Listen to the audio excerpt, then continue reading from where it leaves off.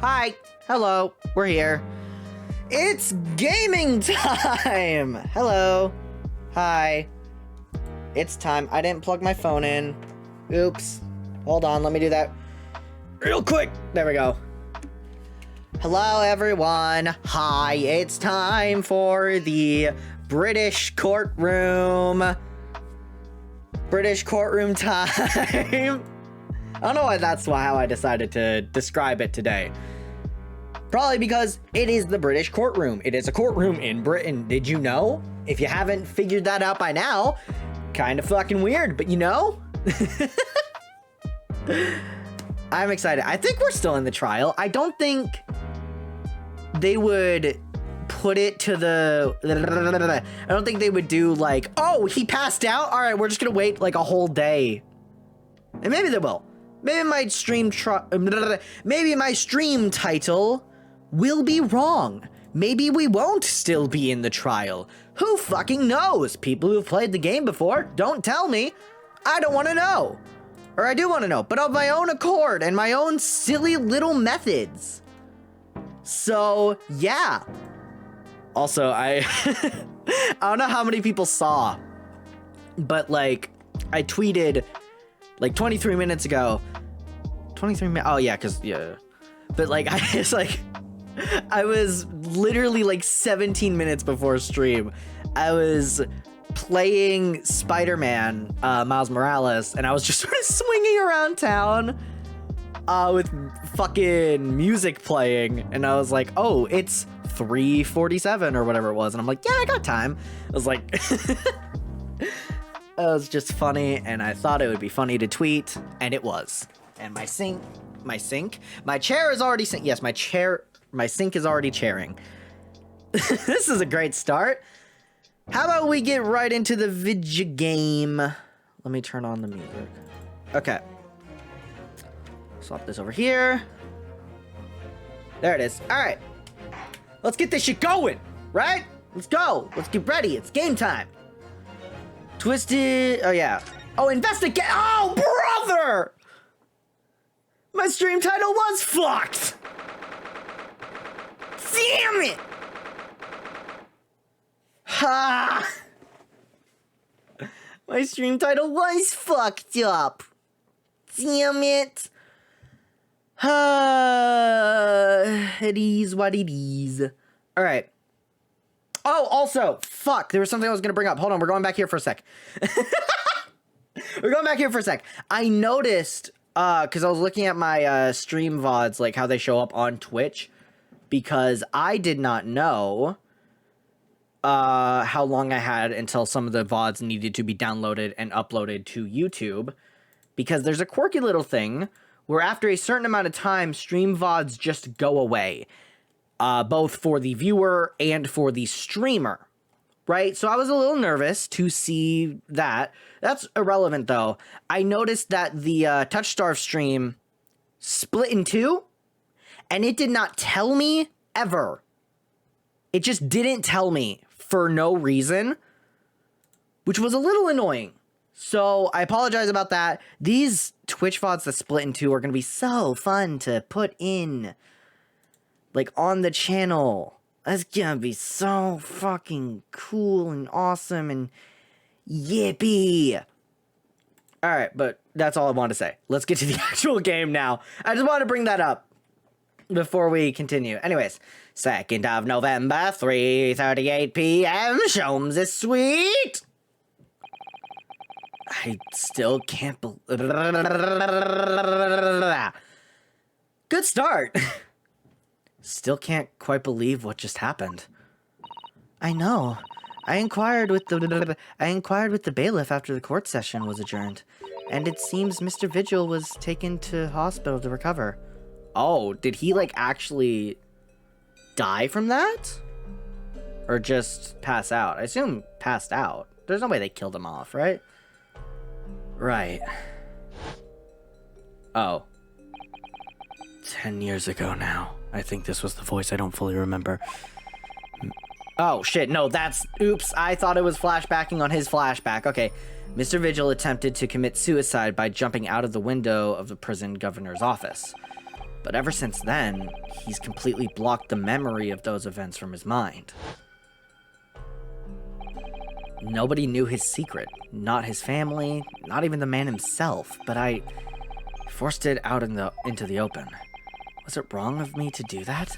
Did I overstep the mark, I wonder? Oh, Randall! God, I hate that. Oh, Iris, hey, what's up? You were miles away! Anyway, I've brewed a fresh pot of soothing tea for you. Oh, thank you. You and Susie have had an exhausting day so far, haven't you? Are we investigating like the same day? Oh. I wasn't reading the line there, I was genuinely saying oh, but oh! Thank you, Iris. How thoughtful of you. Do you happen to know where Mr. Sholmes is? When we came out of the courtroom back into the defendant's antechamber, he disappeared. Oh! No, I don't know. He just suddenly sprang to his feet and left. All he said was, I must leave. So that's really great for the plot.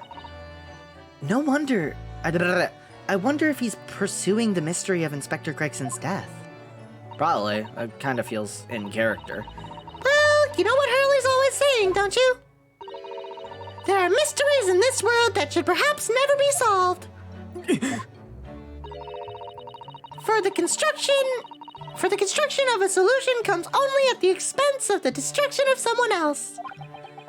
What does that mean? What are you insinuating, girly? You know very well that when you open someone else's old wounds, you often open your own too. Oh, I know what she's saying now. Oh, I'm sorry. I didn't mean to reopen his trauma. I didn't know. But he just can't take his own advice and leave well alone. Solving mysteries is too important to him. That's so true. You're real for that one. But that's what I like about Hurley, after all. I suppose that's the lot of a great detective in some ways. So then, let's have tea, and then I'll give you a hand. Oh, do you have time, Iris? No. Yes, I finished this month's manuscript at last, with barely a day to spare before the deadline. Oh, I'm so looking forward to it. A brand new story to read in the adventures of Sherlock Sholmes. You know, I always hide Hurley's violin in the days before I have a deadline. You do? Poor Mr. Sholmes. I'm sure that's very wise, Iris. How sensible of you. Now then, my dear fellows, let's make a plan of action before we continue our investigation. Okay, let's do that then. This morning's trial. So, how did it go in court this morning? Well, we still don't know the truth about what really happened, but one thing is increasingly clear. Lord Van Zykes, which we found out last stream was Zeeks, but I'm gonna keep saying Zykes. Fuck you, it's Zykes in my head. Lord Van Zykes definitely didn't do it. Oh, goody! Good shit! Jolly good show! I went actual line that is meant to be British, and then good shit, which I feel is sort of an American saying more than like a British or Irish or anything like that. And then jolly good show, which is very I don't even know if that's stereotypically British, but it's very fake British, or at least very posh British. There was a wild string there. Anyways, yes, that's right. We managed to uncover several new facts as well. Oh, really? What did you gather? And there was another development too. Kazuma. Yes, it's quite. Oh God. My dad just came home and he seemed to have closed the door very violently to the point where my own character jumped. Sorry that you could hear that. I need to get like a noise gate, but also I use a like USB mic, so that's not exactly in the cards. But, you know. Yes, it's quite clear now that Kazuma-sama is not himself. The way he's acting, it's almost as if he's possessed. Oh shit. Let's get 18th century Maya over here. Or 19th century, whatever century we're in. I don't really know what century this takes place in. It's either 18th or 19th. Or early 20th. Something like that. I don't fucking know. I know. I mean, at the end of the proceedings earlier, he was like a bloodhound the way he was chasing down Mr. Vigil's forgotten past. It's not normally so mercilessly persistent. Can we get a flashback? Aww, the one time I want a flashback. What's going on in his head, I wonder? I really need to sit down with Kazuma and try to understand what he's going through. Well, now that we've talked about that, the Reaper's innocence! Yay! If Gregson was really murdered the day before his body was discovered, then Lord Van Zykes has to be innocent, you see. What? The day before? Well, that should be easy enough to work out, just by examining the corpse, surely. Yes, you would expect so, but curiously, no time of death was included in the autopsy report. Huh, that is curious. What fucking accent did I put on with the Elmo voice? There are still unanswered questions about Lord Van Zykes, though, aren't there? Do you mean... I mean, what was he doing there on Fresno Street that day in the first place? Well, according to the man's testimony, he said he was investigating Inspector Gregson, didn't he? And it turns out that little room was actually the inspector's secret office. Ooh, that sounds like it has all the markings of a wonderfully devilish plot. But then, why was the notice board in there covered in all those particular papers? Papers about cases with a link to the Reaper. I'm starting to get a bad feeling about all this. Oh dear, that sounds more like something horribly devilish. We must start by looking into Inspector Gregson's movements of late.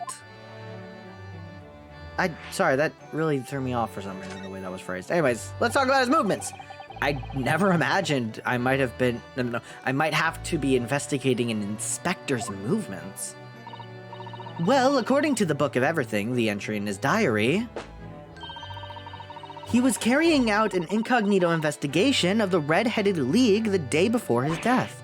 Oh, you mean he was doing the same as Hurley? What? Oh, right. No, we knew that. Sorry, I'm dumb. Well, Mr. Sholmes was trying to apply, whereas the inspector was supposed to be investigating. I do wish it had been the other way around. Anyway, as it turns out, the inspector who went to investigate the Red-Headed League that day wasn't actually Gregson at all. It was Mr. Vigil in possession of Gregson's identification. You know what that sounds like to me? Bullshit. No. Establishing an alibi. Oh my, yes, you're absolutely right, Iris. But why would Gregson need an alibi? It would appear that the inspector had something to do that he wished to keep secret. I don't believe it. I always thought he was just a harmless lover of fish and chips. But perhaps they were seasoned with something a little more potent than salt and vinegar. They were salted with evil crimes. I think perhaps we should try to move away from food analogy. No. Well, anyway, if Lord Van Zykes felt the need to investigate Gregson... Yes, I agree. We must try to find out what he knows. Cool. Now let's talk about Vigil's condition. Vigil, you say? Isn't that the name of the lady who came to visit Hurley yesterday? That's right. To ask Mr. Sholmes if he would help her find her missing husband. Only Mr. Sholmes completely passed the buck to us. Actually, didn't you say that Mr. Vigil had been taken to the hospital? Do you know which one? In your Book of Everything that tells you everything? Ah, it's St. Sinners. Oh. I'm starting to wonder if all the other hospitals in London have closed down. Because, yeah, that's like the only one. But that's amazing, Bruno! You found the lady's husband already! But I didn't mean to click that, but He doesn't like us. And he's also currently hospitalized. Not a good look for the missus. well, I suppose I have, by accident. And 10 years ago, while Mr. Vigil was the chief warder at the prison, he was responsible for overseeing the professor's incarceration. No! Just no! So, when the convict escaped, he was held responsible and immediately dismissed. Then he tried to commit sewer slide. Sometimes I really don't want to grow up. There's more. For 10 years after that, while he was ostensibly working as a peddler, he also had another secret job. He was paid by Gregson to be a stand-in, to impersonate the inspector. To impersonate Grexy? But why? I have absolutely no idea. I'll be honest. Ginny was right. I'm starting to think all adults are up to no good now. Well, don't say that. Oh! Including you, Bruno. I haven't paid anyone to impersonate me. That means he has ties to the professor and to Inspector Gregson, though. So I don't think we ought to pay a visit to Mr. Vigil, don't you? Or I do think, fucking God, I completely changed the word. Back to St. Sinners, then. Okay, that's everything. Let the plot progress. Well, I think it's clear what we need to do, isn't it? Let us investigate, my dear fellows. Oh, Iris! You're even more enthusiastic than usual today. If anyone has anything to hide, my special Wilson shooting iron will soon set them straight. I'm gonna shoot a motherfucker. That water pistol? It's stuffed full of a piping hot extra special blend of mine. Then I'm quite sure it will be very effective. I better be careful not to hide anything. Well, feels a little strange that Mr. Sholmes is nowhere to be seen, but still, let's go and see what we can find out. Yeah! Yeah!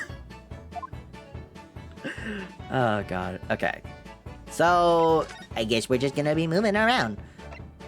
oh, can we just not go there? Interesting.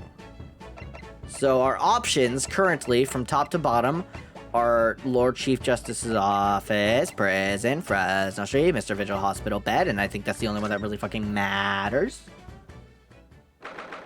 2nd of November, St. Sinners Hospital, Ward 3! Alright. Oh, shit. I thought I would be able... For some reason, I thought converse was an option. With the whole of nobody that's here. Anything really different? Oh, we got some sticks here. Ah, look, a pair of crutches. Before we came to Britain, I hadn't realized that they were used here as well. I imagine they were imported into Japan from Great Britain in the first place. Oh, so no one in Japan broke a leg before their arrival? Anyway, the sight of these things doesn't bring back good memories for me. Oh dear, did you injure yourself once and need to use some?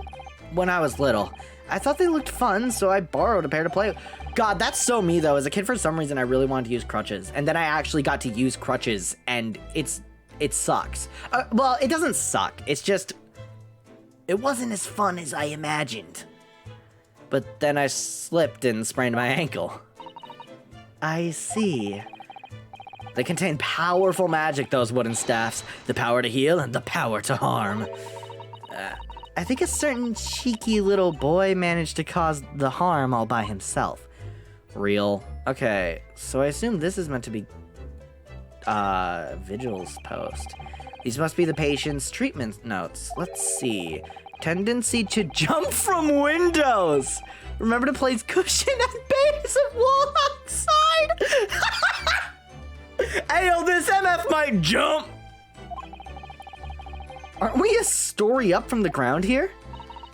Oh dear, poor Mr. Vigil. Can't help feeling that there's a better solution to the problem than a cushion, though. Finding something you'd lost isn't always a happy experience, it turns out. Pursuing the truth can be a very dark business sometimes, can't it? Yes, I'm afraid it can. Yeesh. Fucking let's check this one then. This one... Ah, patient treatment notes. What do these say, I wonder? Endlessly obliging.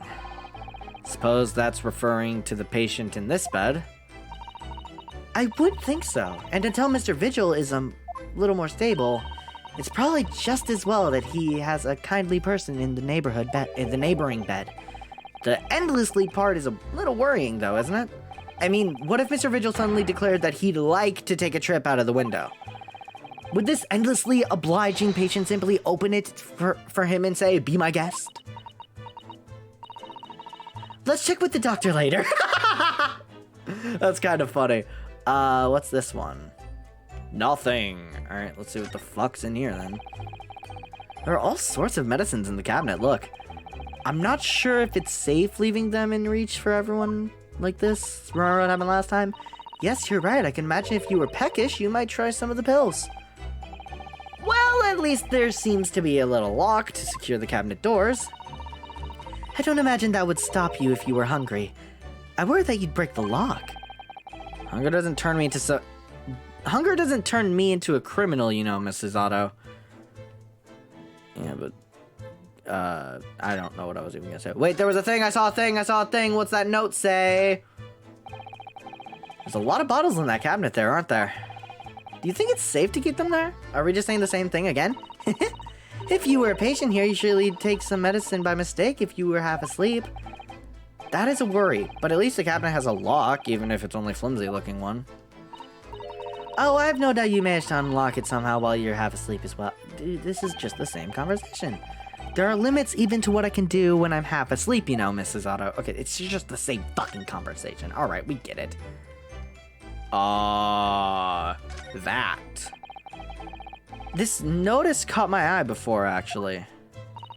I suppose it's some sort of slogan for the ward? Cheerful welcome message, perhaps? Let's see. Pay with good cheer, leave with good cheer. Well, look at that. You were spot on, Mrs. Otto. It's full of cheer. I wonder how many discharged patients pay their medical bills with good cheer, though. Ooh. Once I had to have a very painful injection when I fell ill with a cold. I felt awful already, so why did I have to suffer the sting of the injection as well as the bill? I yelled at the doctor. Oh dear, what terrible treatment. No, that's kind of standard. Anyways, can you tell me what I gotta do? Oh, I have to not be here. Alright, let's go to prison then, I guess. Oh, hey Zykes, what book are you reading? 2nd of November, local prison, cell 1. Lord Van Zykes is reading, look. No shit. He doesn't seem like he wants visitors, does he?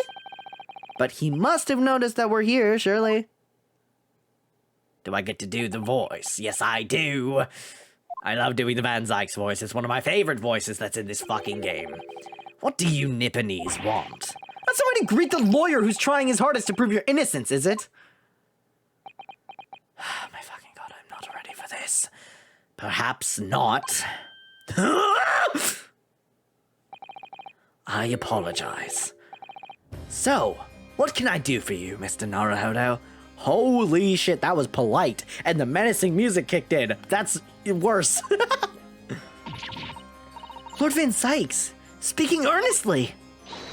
Oh, the fog will lift over London for the first time in months tomorrow! This does feel very, very strange. If you're done making fun of me for being a nice human, I must say I was impressed. Oh, well, thank you. Not by you, by your fellow Nipponese, your prosecutor friend. Oh, I see, yes. Dude, I'm still not fully over the fact that Kazuma had his own fucking, present moment in that first trial.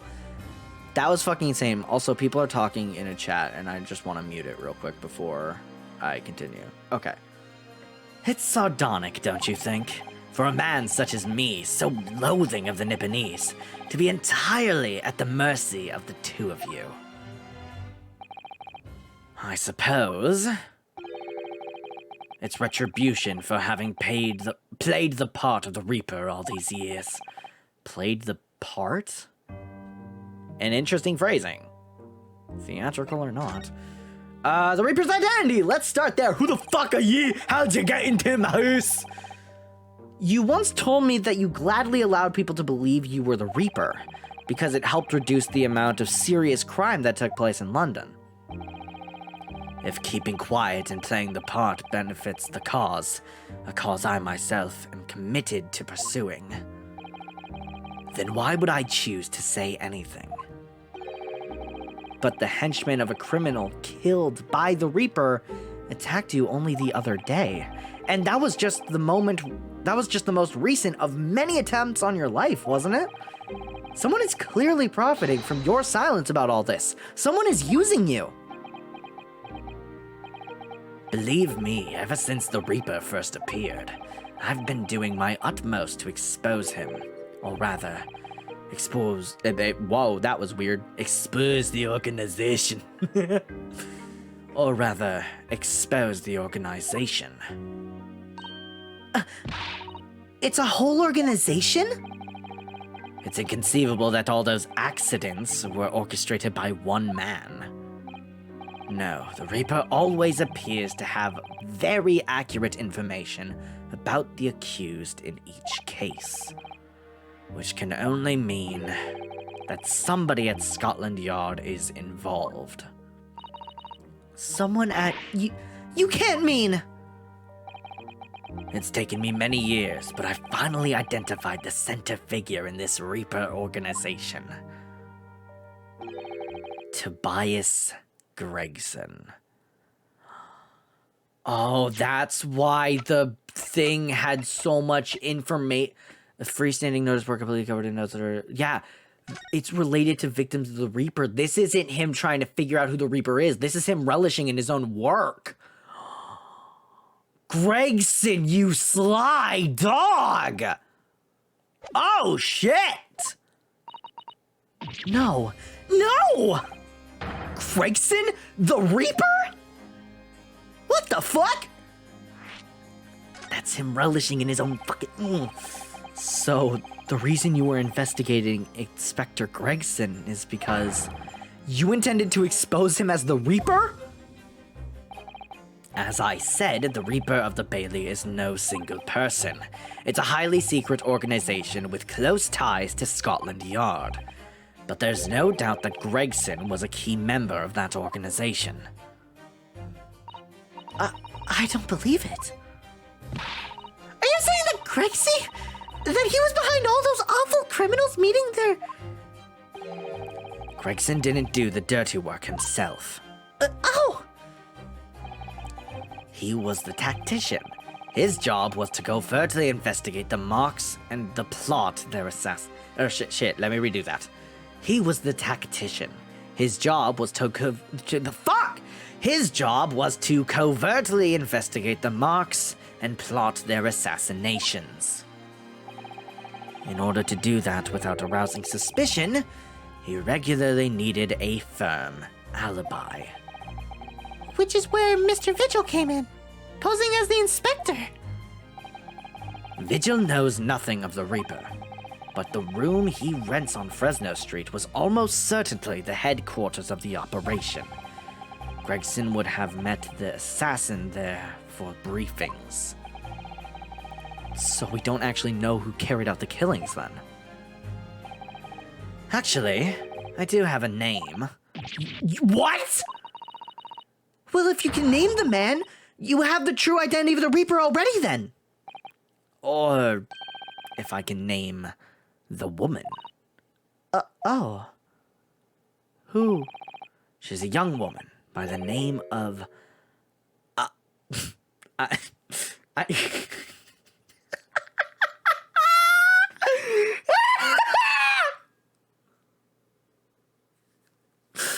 So it's an alias. That's fucking funny. She's a young woman by the name of Asa Shin. You know, when you say it out loud, it kind of makes it obvious. Wait, what? Shin? Shin. Why is that familiar to you? Oh, Giselle Brett. Miss Asashin. True name of the terrifying killer I know only too well. Oh, that was her name!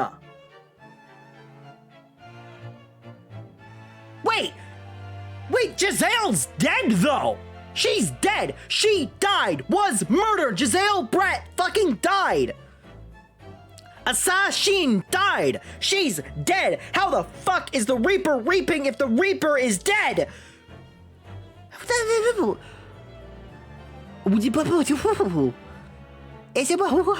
But she's dead. Assassin's dead! Assassin is dead! Assassin? Assa dead! Huh? Yeah, she was the one who killed, Iris's dad, John H. Wilson, right? She came to Japan posing as a visiting student and murdered Dr. John H. Wilson. Then, just when it seemed that diplomatic protection would help her escape Japan and conviction, she died. The mysterious woman was herself murdered in a small summer beach hut. And that woman was actually the Reaper of the Bailey? Has anyone died since? Like, have any of the people we've accused or have been like... None of them have died yet, right? I'm trying to think through the second case, like through the second case of this game and to now. Has anyone died who's been accused? Because who's been accused since then, right? I don't think anyone has died, so I guess that tracks. Very interesting, I'll give you that. Mr. Naruhodo, this perhaps isn't the place to discuss. No, of course not. I can't mention it here. The fact that she killed Dr. John H. Wilson. Because Iris doesn't know, and it's very likely that the man was her father. Huh? What the fuck are you talking about? Asashin. I should let father know at once. Yes, I agree. Oh. Cool, so that's weird. Let's talk about Kazuma now. Kazuma, isn't it? Kazuma Asogi. You say he's a friend of yours. Oh, he's a very close friend. Very close indeed. My boyfriend. I'm not taking away that bit. They're gay. Shut up. He's the whole reason I got to come to Britain. I'm a child. I'm not... do I want to... Fuck it, I'll say it. He's the whole reason I got to come. I'm a child. Anyways, it was all on his merits. I have nothing but respect and... No, I'm gonna censor myself there.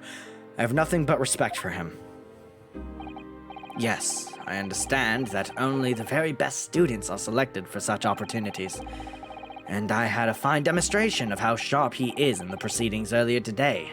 He missed nothing. In fact, his flawless performance very much reminded me of his father, Genshin Asogi, the professor. I'm sorry, I hate his name. It just pisses me the fuck off. It's true that the aristocracy at the time was the root of numerous grave societal problems.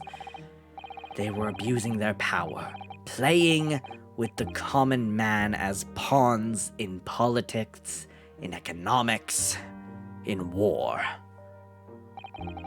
In many ways, Asogi was craving... fuck, I completely had that wrong. Let me try it again. In many ways, Asogi was carving out a kanka? I've never heard that word before. In many ways, Asogi was carving out a canker from society that we British couldn't deal with ourselves. I see. But that's precisely why it makes no sense. Clint Van Zykes was a noble and upstanding man. He wasn't corrupt. But why did that damn Limpanese have to go and take my brother's life? In spite of having once saved mine. He saved your life? How'd that happen? New thing? New thing! Saving your life! It was 10 years ago. on a foggy night. What was to be the professor's final strike had sent a wave of panic through the capital. So Clint Van Zykes had already been killed by this point then. Genshin and I were walking down some back streets at a late hour.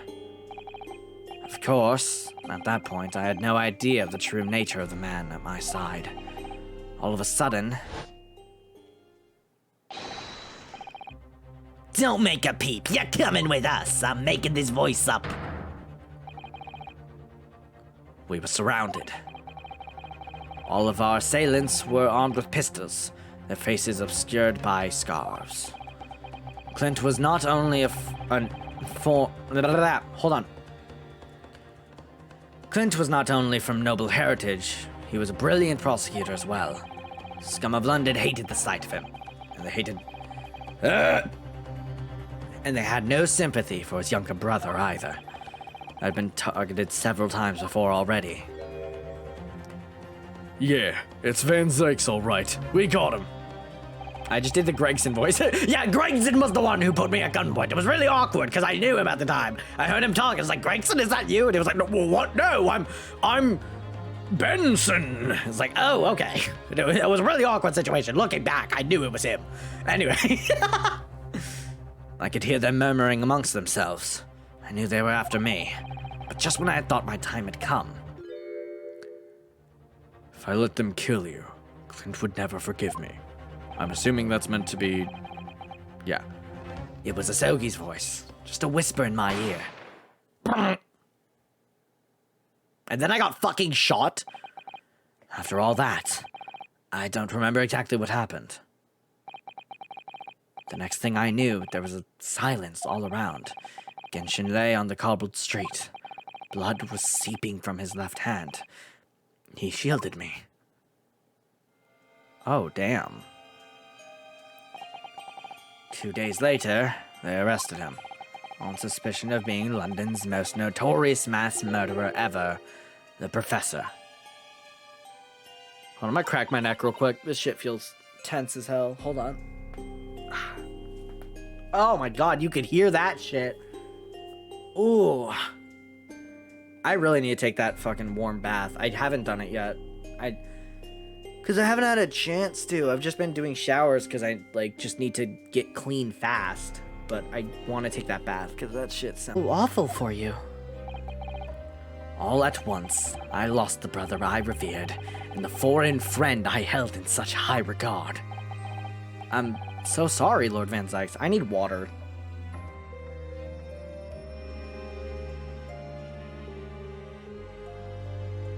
Delicious. All right.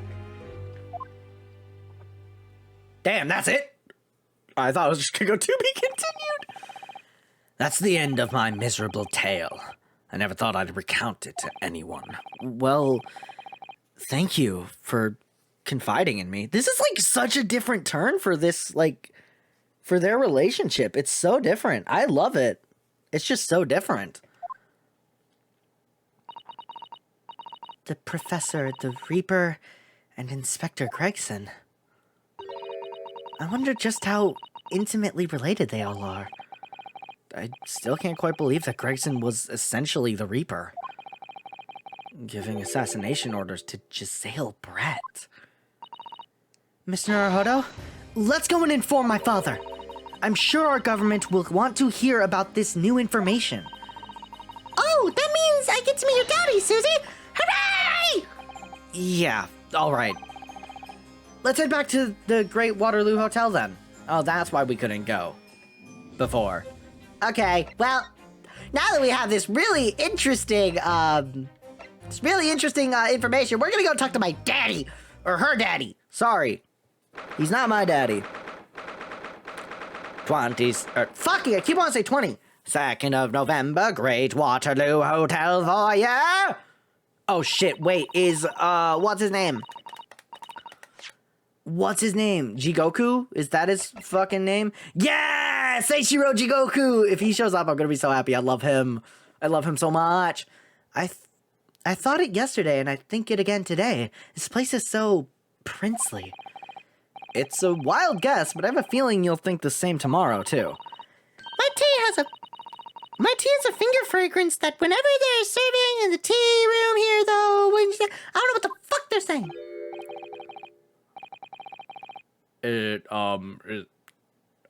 Look who we have here. This is an unexpected pleasure. Not who it was. Sorry, I thought it was Jigoku. Well, look who we have here. Hold on. Give me a fucking second. I have to remember as well. I think it was basically Gregson, but a little more raspy and slightly higher. It was like J. Jonah Jameson type shit. Father. Oh, is this your daddy, Susie? How lovely! What a charming young lady. And you are? I don't know why he's British. He's Japanese, but it just kind of works. Oh, really? So you're the author of The Adventures of Sherlock Holmes, are you? That's me, Iris Wilson, at your service, sir. Susie has been a wonderful friend to me over the last year, you know? Well, Miss Wilson, I must say I read your work regularly with much interest. Iris actually lives with Mr. Sholmes, you know, Father. Is that so? Well, perhaps that goes some way to explaining that bright look in your eyes. That's so cute. You wouldn't be smiling so airily if you knew just how bright she is, believe me.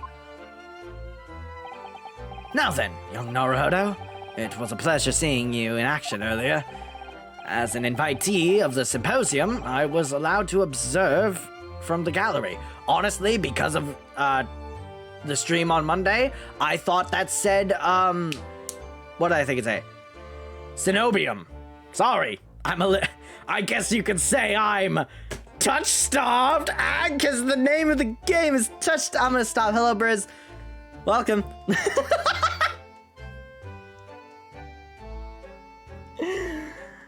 Anyways, I was allowed to observe from the gallery after I twisted some arms, and I must say it was a truly exemplary performance. Oh, well, thank you very much. Casual ace mental breakdowns. You know the vibes. You know the fucking vibes. I don't know why I said voibes, but you know what? That's fuck it. Yeah, you know the voibes. Oh, well, thank you very much. Although I'm fairly sure you omitted by Kazuma on the end there. No, please don't misunderstand. It was you who impressed me. Damn. So we got an entire fucking family of psychics here just voibing. Just fucking voibing. We voibing. Really? Am I that transparent? Jesus Christ, dude. You would think that I just have like a tattoo on my forehead that just changes to whatever I'm thinking in the moment. You didn't miss a step against Hisoki, and we all know how capable he is. Really, to have matured into such a fine defense lawyer in less than a year is quite extraordinary. It's very kind of you to say so. And really nice to hear. What I saw in court today confirmed what I'd been hoping for. The favor I mentioned yesterday, Naruhodo? I trust you haven't forgotten. I have forgotten. No, you did mention something, didn't you? Hold on. Alright, we're good. But first, we have something to report, Father. Of course. Shall we take tea while we discuss matters further?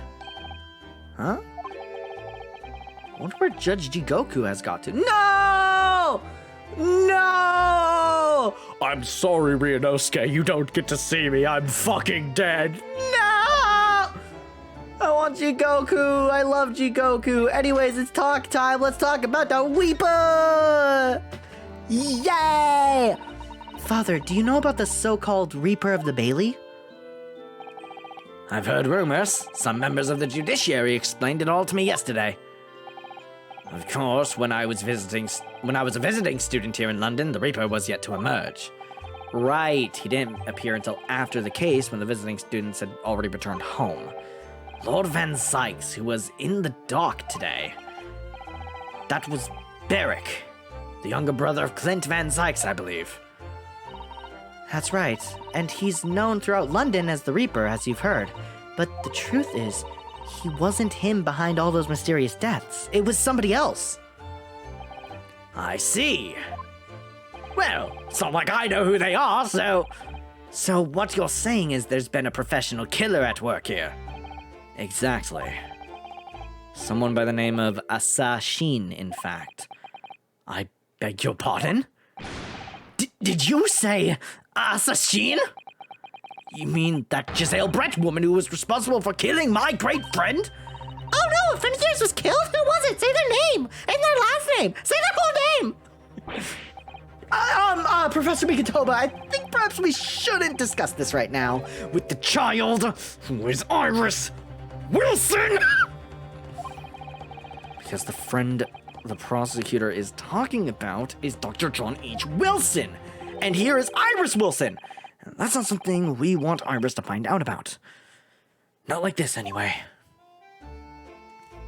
Anyways, yeah, so, Let's talk about it. Fuck me, I guess. I've just remembered something. Biscuits! This hotel has the most delicious looking biscuits. That was rather out of the blue. Yeah, She's doing this deliberately. I think I'll go and see if I can purchase some. I wonder, would you like to come too, Iris? Oh, yes. You just try to leave me behind. Cool. So that young girl is called Iris Wilson, is she? Yeah, that's right. And she's the author of all those adventure stories starring the great Detective Sholmes. But the name of the credited author isn't Iris, is it? It's Dr. John H. Wilson. Yeah, I know. That's the name of her father, you see.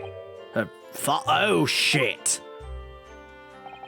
Dr. John H. Wilson. I was deeply indebted to the man for all the kindness he showed me during the time in London. That's why I was keen to reciprocate and invite him to the Imperial Yume University 4 years ago. But he was murdered last year by Giselle Brett. Why? Why would the hand of the Reaper stretch all the way to Japan? Iris knows nothing about that case, but it seems very likely that the victim, Dr. Wilson, was her father. Well, can't say that we ever spoke about his family, so I don't know if he had a daughter or not. But I think I can say with some certainty, he was never the great detective's partner. So, could have been another Dr. Wilson, you think? Well, John and Wilson are both common names after all. Yeah, but John H. Wilson, all of that? Connected? Still, it's probably best not to mention this to the young lady until we can be sure. That's what we thought, yeah. We're back! With cinnamon biscuits! Oh, they smell delicious, Iris. Oh, God, what did you hear? I think cinnamon will go very well with the tea they serve here, don't you, Susie?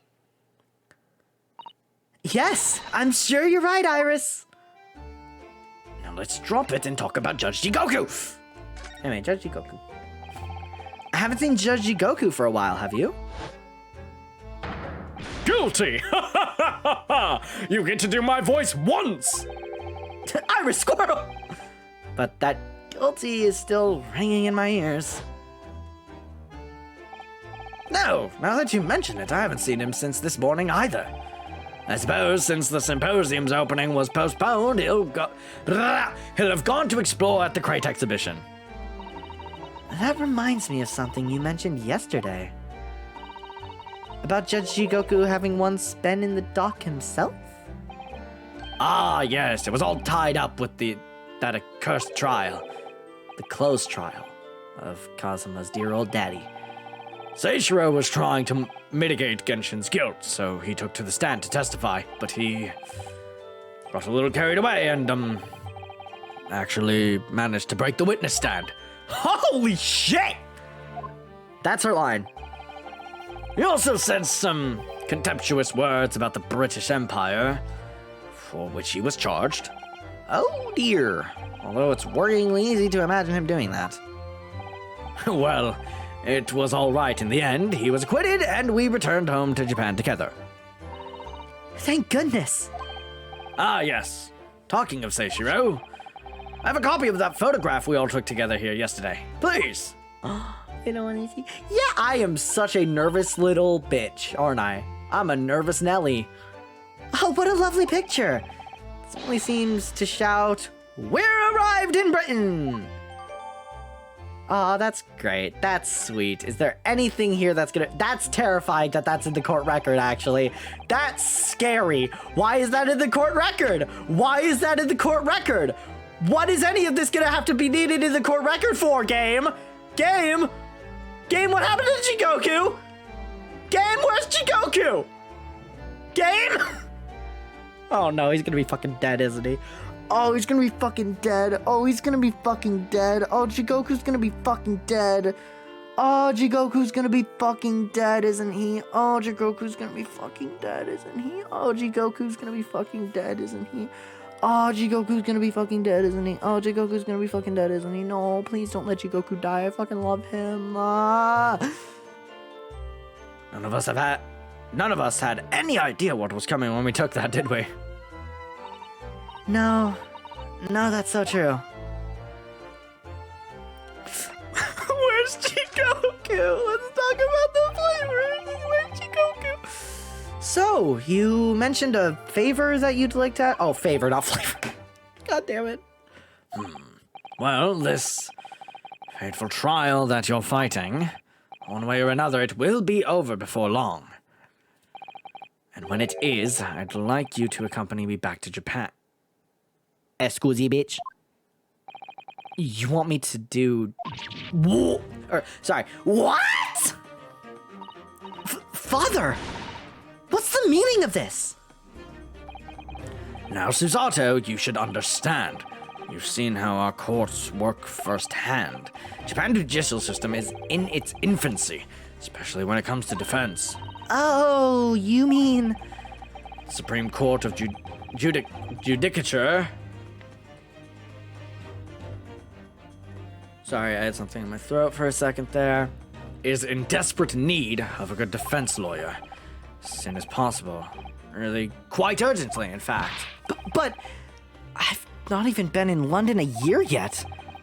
I've read all of Susato's reports. I'm well aware your extraordinary talents. And having seen you in action with my own eyes earlier today, there's no question. You, Naruhodo, are precisely the man our country needs.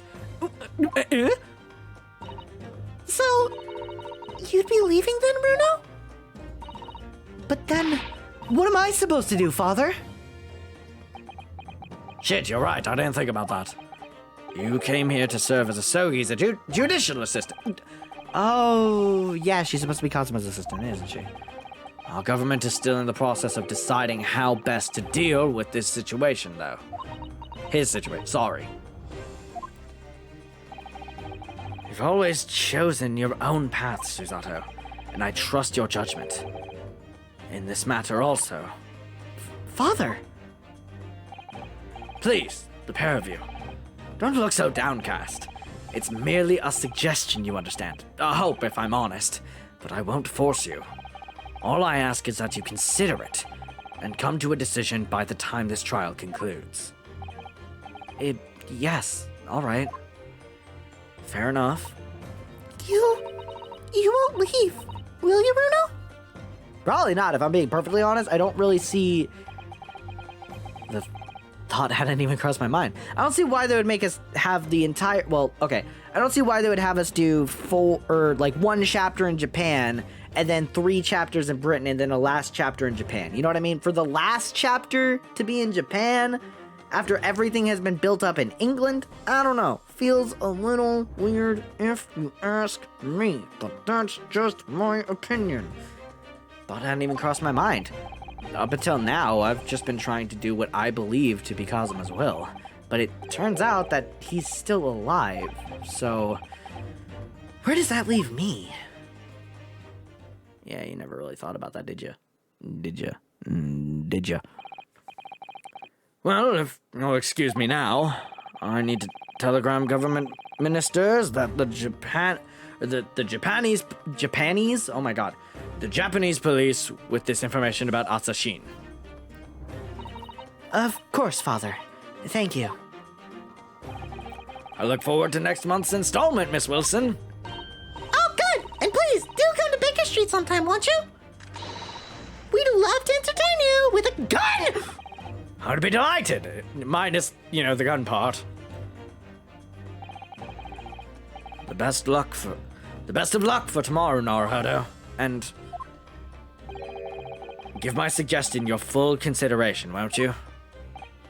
Yes, I will. Going back home? Oh, he's gone. There he goes. Kazuma-sama has always meant a great deal to my father. I'm sure he'd love the chance to meet with him and talk to him about all of this. Yes, no doubt.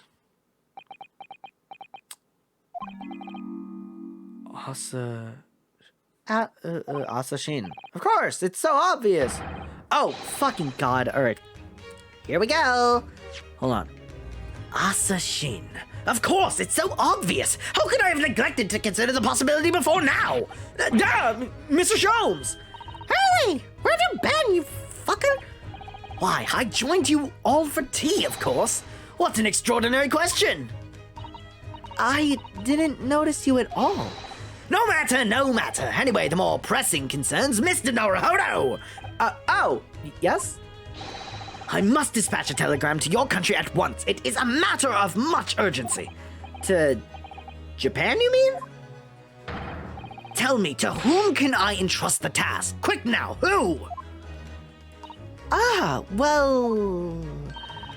My father has just now left to send a telegram to the Imperial Police Bureau of Japan himself. Conveniently timed. I see.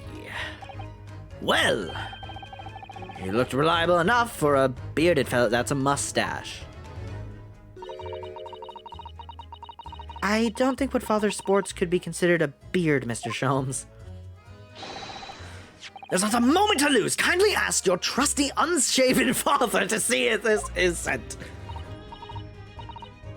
I will, but the fuck is it? No questions at this time, if you please, Mrs. Otto. All we can do is pray that for once, my deduction is awry. Doesn't that imply that your deductions are normally correct, Mr. Sholmes, which isn't exactly... Now then! You may be surprised to learn that I am a very busy man.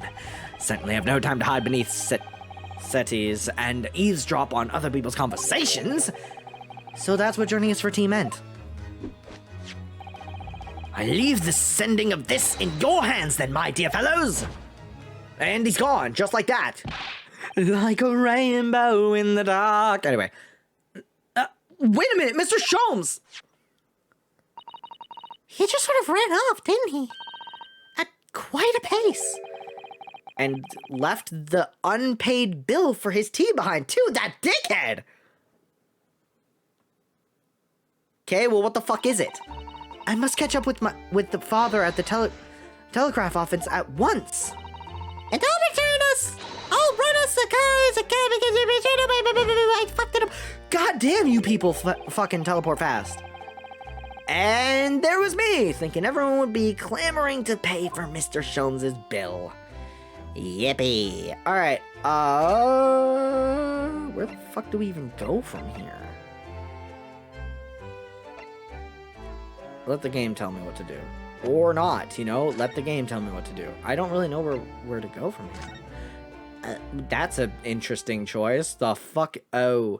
Hey, Kazuma! 2nd of November, I didn't say 20 that time. British Court, Supreme Court, Lord Chief Justice's office! No arguments, Prosecutor Asogi. You will continue with the trial exactly as I instructed. Is that clear? Oh. What instructions? I feel inclined to know, given that I'm the defense. And that's kind of how the legal system works, is both sides are supposed to know, but this is also Ace Attorney universe where neither side is supposed to know the others. Perfectly. It's Kazuma-sama! Shut your fucking ass, we need to listen. Defying Lord Strongheart by the sound of it, he never did know when to back down.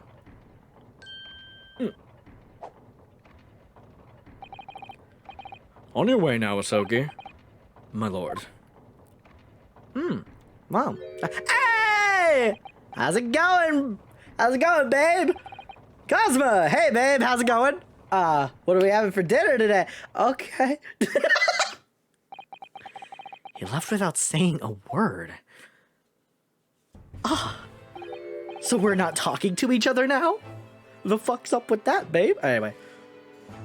Yes? What are you doing here? Oh, I was just hoping to ask you a few questions if you wouldn't mind. I wanted Van Zykes' trial to conclude today. But Prosecutor Asoki on his... He didn't get his IKEA meatball. Oh. Damn. But Prosecutor Asogi's unwelcome inquiries are going to make it take longer than necessary. Unwelcome inquiries? As a result, I'm losing even more precious time. Currently 2 hours, 55 minutes, and 41 seconds. 42, 43... Then we must resolve everything before 3 hours have passed, Mr. Naruhodo. In a miraculous, not even 5 minutes? Anyway, I can't let the man's obvious bad mood put me off. I need information. Fuck your meatballs, sir! Now talk to me! The Reaper! Does Prosecutor Asogi believe that Lord Van Zykes is the Reaper? I wouldn't know. It was 10 years ago, in that fateful closed trial, that Lord Van Zykes made a name for himself among the judiciary. But the next trial he fought, he lost. It meant the ringleader of a criminal organization was acquitted, thanks to all the jurors being under duress. But that's awful! It didn't matter for long. That man's freedom was short-lived. He lasted just 3 days. Yeah, let me see in my book of everything. He died in a rock slide at his place of work, I believe. That's a hell of a way to go. Correct. That was the Inauguration? Okay, yeah, that's right. Correct. That was the inauguration of the Reaper of the Bailey. And people believed Lord Van Zykes was responsible? He was brought to trial himself, but it was shown to have been an accident. So he must have had a solid alibi then. Nevertheless, the mysterious deaths continued. In total, 16 persons perished in unusual circumstances, ostensibly at the hand of the Reaper. That's a long run of coincidences. Well, the Reaper's true identity may well be revealed by this trial. And the impact that revelation would have on the British public cannot be understated. Is that why this is a closed trial? Precisely. That is literally the reason. I honestly thought you fucking knew that by now, but sure. Anyway, so closed trial. This country hasn't seen a closed trial for 10 years. So the last one was the professor's? The trial of Genshin Asogi. Say his fucking name again and I'll beat you over the fucking head with this goddamn cane. Anyways, correct. Actually, we heard that originally you were going to prosecute the trial yourself, Lord Strongheart. Van Zykes entreated me to relinquish the prosecution to him, that he might avenge his brother's death. And here we are, 10 years later. With the son of the man Van Zykes had condemned now looking to avenge his father's death in the same way. They do say that what goes around comes around. However, it would seem that the new young prosecutor is harboring some ulterior motive as well. Cosmo is? I'd like my organization to run smoothly in the exact manner that I prescribe. With the giant clock in here, I won't tolerate a single cog being out of step with the others. Ah, so that's what all these gears are about in here. Got it, cool. If the young man refuses to mesh with the other parts of my great machine, I'll be forced to take steps. What do you mean? I mean none of your goddamn business. Not something with which you would need to concern yourself. In any case, All your questions will be answered tomorrow.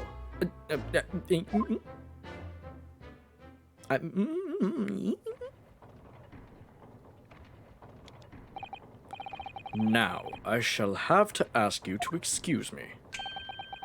As of this moment, I've been delayed for attending my next meeting by precisely 3 hours. Oh my, that is a long time! Yes, and it's your fucking fault. And I hold you entirely responsible. Even though we miraculously managed to fit everything into not even 5 minutes. Sorry. I wonder if you might agree to us, talking with Prosecutor Asobi? Please? Pretty please? Discussions between the defense and the prosecution outside of the courtroom are generally frowned upon. However, I will make an exception in this case. Now go. You can find him in his office. Oh, thank you! Shit, I really didn't expect that to fucking work. Let's go see him at once. Mr. Naruhodo. I don't know why I turned on story mode. Oopsies. Kazuma's my boyfriend in the world. That kind of doesn't work, does it? Kazuma's my boyfriend in the world. On Mars, though, I got like 7, okay? Kazuma, I'll just say it fucking correctly this one time. Kazuma's my best friend in the world, but I'm really not at all sure I know how to talk to him at the moment. He does feel like a completely different man than the one I love. New location has been added. Oh, wait, this is still... Oh, whatever. That's not where I wanted to go. 22nd of November, St. Sinners Hospital, Ward 3. Why the fuck are we here? This is where Mr. Vigil was brought, apparently. To be frank, I'm a little worried about seeing him again.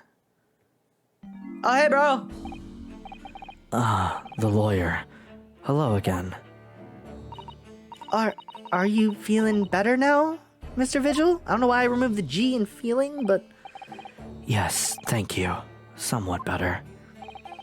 I'm sorry to have caused you to... I mean, it was because of me.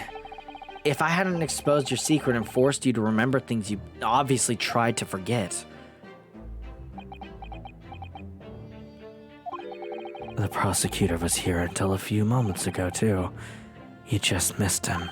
Oh! Kazuma beat us to it? He said much the same as you. He was very apologetic. But the truth is, I brought this all upon myself. I fucked it up, but fuck you. Please, don't think like that.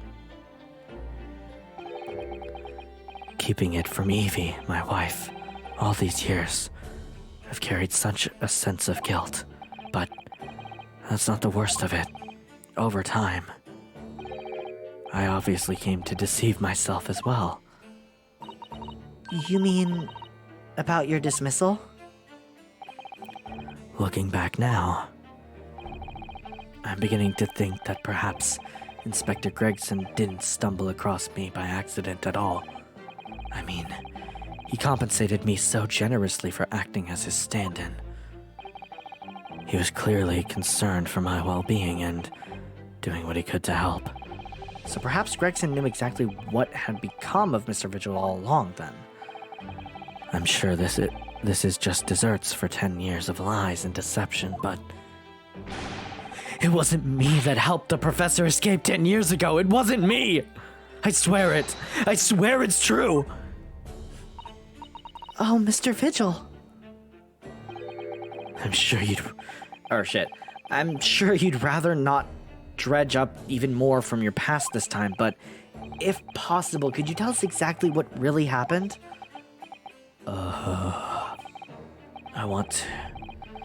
I need to get all this off my chest. I just want someone to tell me what I should have done. Part of me wants to move just directly to Cosmo, but we're already here, so let's just get this. Gregson's request! What did he specifically want from you? Inspector Gregson was obviously engaged in a special operation of some sort. Not wrong. He was investigating something that even Scotland Yard couldn't know about. Not wrong. Details of the Reaper's marks, yes. It was when he had to carry out those investigations that I would take his identification and impersonate him. you'd pretend to be the inspector and carry out investigations on his behalf? Oh, no, never. A common street peddler couldn't possibly carry out a proper police investigation. All I would do is go to the specified location and make a little hoo-ha. Have we met before? Just something to leave an impression, so everyone there would think a detective called Gregson was here. So that's what you were doing on the day prior to the incident?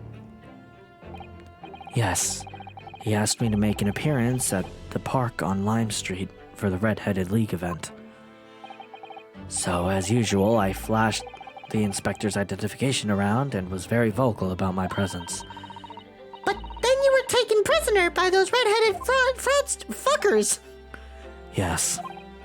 So, you would always make a point of showing Gregson's identification and generally being loud? That's what the inspector asked me to do, yes. Ironic that the voice I picked was very quiet. Well, that's one way of becoming a legendary detective, I suppose. Not a good one, though. And as you know, I suffered this bruising around my neck at their hands. But the following day, they kept their word and released me. Sorry, all I could think of was the fucking... all I could think of was the fucking, when in Overwatch 2, when Anna does her, like, power-up thing on Sigma, where he just goes, "Release me!" That's all I could think of there. Without returning the inspector's identification to you, however. On any more water after fucking doing the Sigma screen.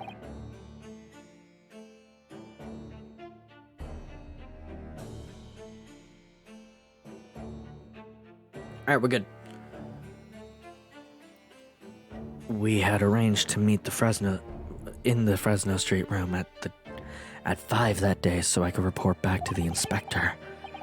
But at the agreed time, that's when I heard the gunshot. Interesting.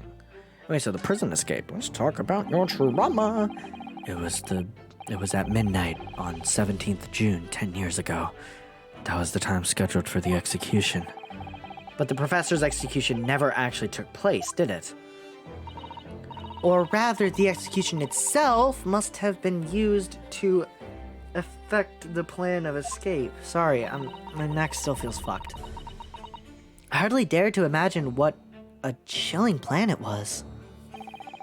Barclay was renowned for being the highest security prison in the country. Everything that went in or out of the place was searched multiple times.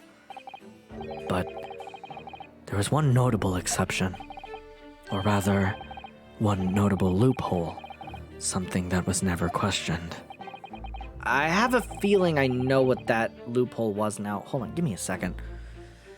My back is fucking killing me. Okay. Honestly, I might take that bath like directly after this stream because I don't have a stream tomorrow. Well, I do, but not like on here. And that one isn't until 9, I think. So that's gonna be fun. Sorry. What? Oh, God.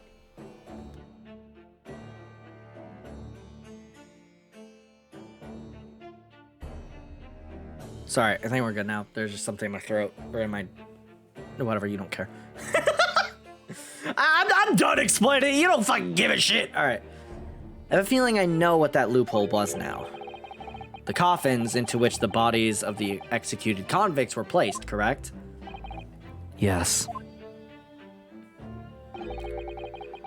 Once the coroner had confirmed the death of a condemned convict, the body was taken in its coffin for immediate burial in Lowgate Cemetery, just behind the prison.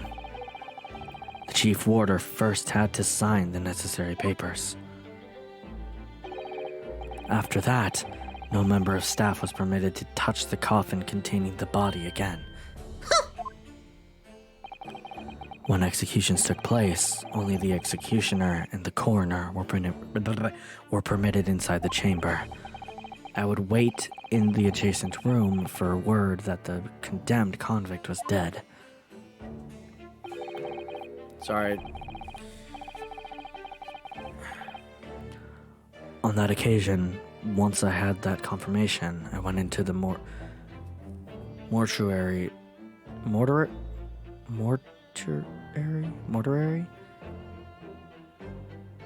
to find a lone coffin as usual. The procedure was that I would sign the paperwork having checked the coffin, then nail it shut.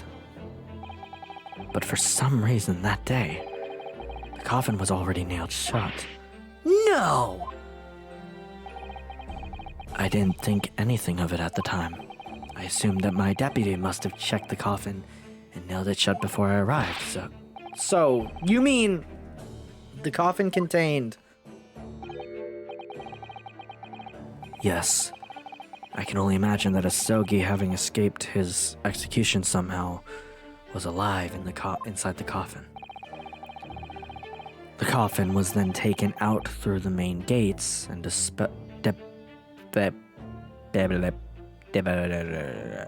deposited in Lowgate Cemetery.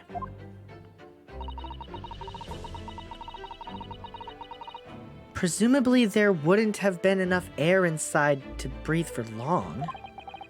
So in the early hours following the burial, somebody dug up the coffin to set Genshin free. Yes, let's go. Let's fucking go, baby! Woo! I don't know why I decided to just completely scream. I need water again.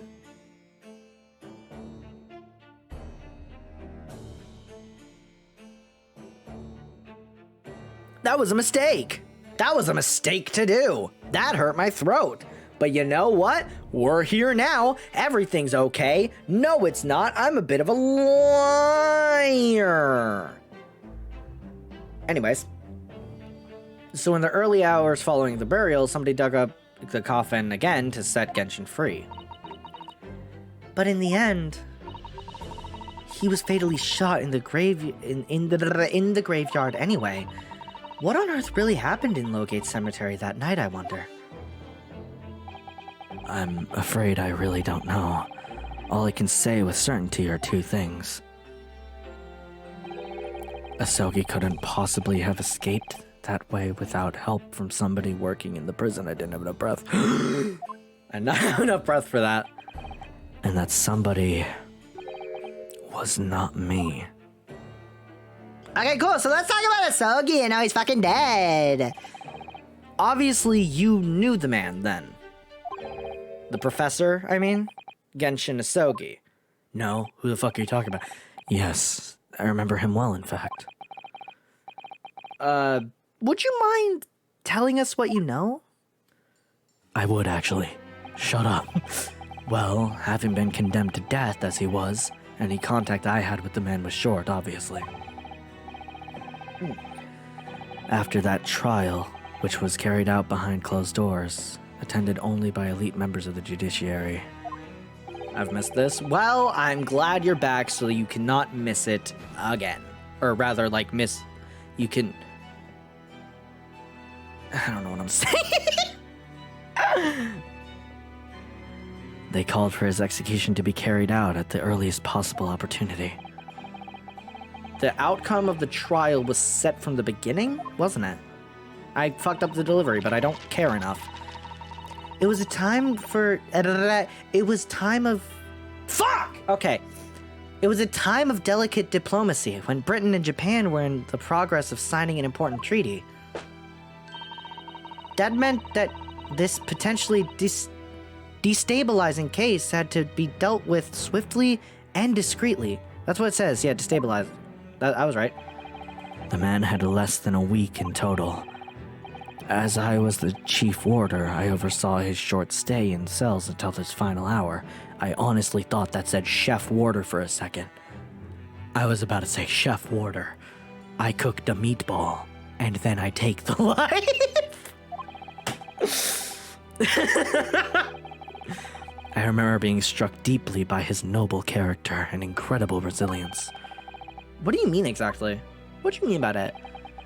He was a killer of many men, but he was always quiet and polite. He was a gentleman and a man of intellect. In fact, I couldn't bring myself to believe what he'd done, so I asked him one day, "Hey, did you do it?" No. All right.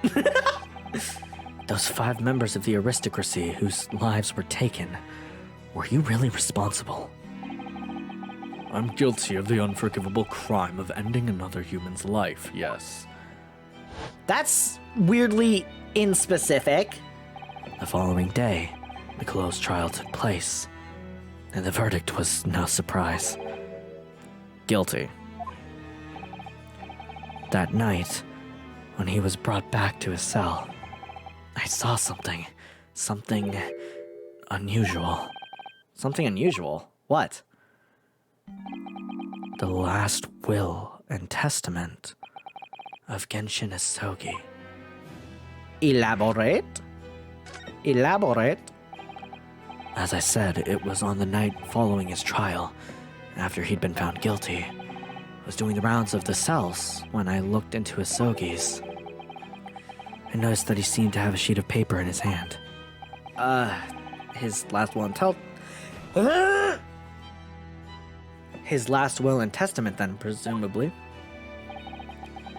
As soon as he noticed me, he hurriedly shoved it behind his back. But why did you find that so unusual? Isn't it normal for a man to pen a will when he knows his death is nigh? I must say night? God damn it. Yes, that's true, but there were special conditions to Asogi's incarceration, you see. What sort of conditions? Well, even though he was held in a cell designed for condemned inmates, he was allowed to keep his personal effects with him, with one exception. Really? He was allowed his things? That is unusual, certainly. Certainty. Fucking God. Certainly. Of course, he'd been convicted of killing 5 members of the aristocracy, but at the same time, he was a guest in our country from the Empire of Japan. The powers that be were determined that his final days shouldn't be needlessly uncomfortable. Weird, but I get it. And what was the exception you mentioned to the personal effects he was allowed? That's the point. He wasn't permitted to have writing materials, specifically no pens or paper. So, he was prevented from leaving any written record of what happened to him.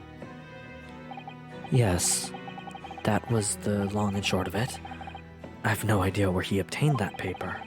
Any writing materials would have been confiscated from him upon his incarceration. As I said, he hid the paper behind his back, and then he pleaded with me. What did you just hide behind your back? Please, please, turn a blind eye.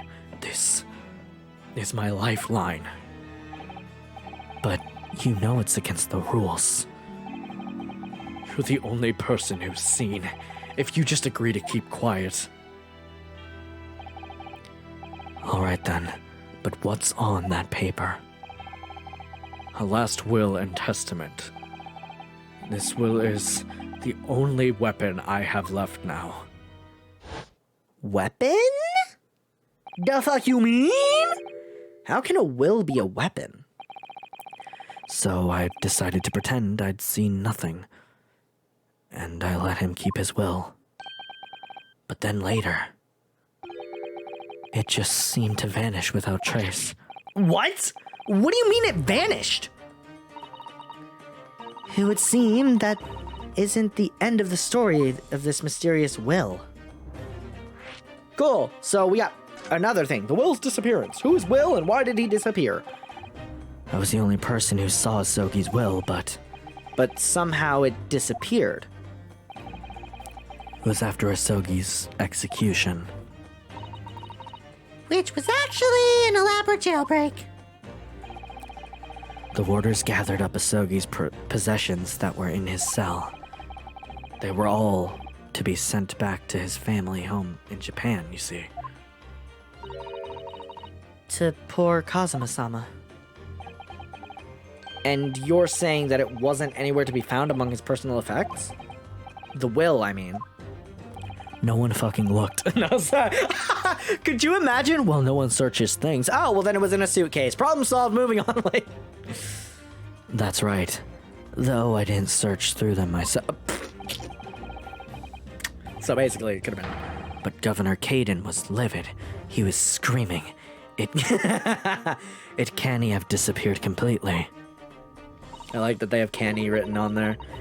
That doesn't quite make sense, does it? In what way? Well, we'd understood that only Mr. Vigil was aware of the will's existence. In which case, how did the prison governor know to look for it? Oh, yeah, you're right. I really don't know how he knew. But it certainly seemed as though he knew of the will's existence from the outset. Only he didn't refer to it as a will. What he said was the Asogi papers. The Asogi papers. I really can't tell you anything of subsequent events. Because, well, of what happened. Your dismissal, and the way you blocked it all from your memory. I'd forgotten all of this until today. I don't suppose it's relevant to the case, though. Well, anyway, thank you very much for sharing it with us, Mr. Vigil. We're very grateful.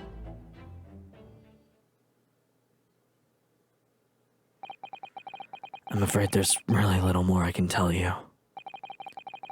My wife Evie will be here shortly, so I do hope I don't appear rude, but get the fuck out. No, not at all. Thank you again. But what will become of you now? I'll fucking know. Well, impersonating a police officer is a criminal offense, of course. I imagine that once I'm fully recovered, shall be arrested. I want to be at his trial. Can we get a 6K? Can we get it? Is there a DLC case that I can buy where I get to be his defense attorney for this specific thing? I want to cut him some slack, bro. Can we give him the insanity plea? Is that a thing yet? Because, like, he was mentally distressed at the time, I believe. So, maybe we can do we'll figure it out. Vigil, just call me when you get incarcerated. So, yeah. I'm so sorry. Don't be, please. This is all my own doing. I always knew that this day would come. Well, I wish you well. Goodbye, Mr. Vigil. Damn. Before you go, there's just one thing. Oh, yeah? What is it? I love you. The Asogi papers. I'd be very grateful if you'd make no mention of the things I told you about them. Presumably for some good reason? It's my understanding that their very existence is a closely guarded secret. If it became known that I'd remembered, well, it could be rather troublesome, I think. I understand. Yeah, no one will fucking know. And then he just comes back. Oh, one more thing! Some sort of will that Genshin Asogi penned just before his death, which the man himself claimed was his last weapon. I wonder... Perhaps it had something to do with his plan to escape. If there's anyone who might know more about a document that Kazuma's father left behind... It would be Mr. Vigil's governor! Why? Then we know precisely where we must go. Back to Barclay Prison. No, we're going to Kazuma's house. I want to see my boyfriend. Yeah, I get it that there's a route we can go, but I want to go to prosecutor's office. Me want prosecutor. Whoa. That's an interesting ass room.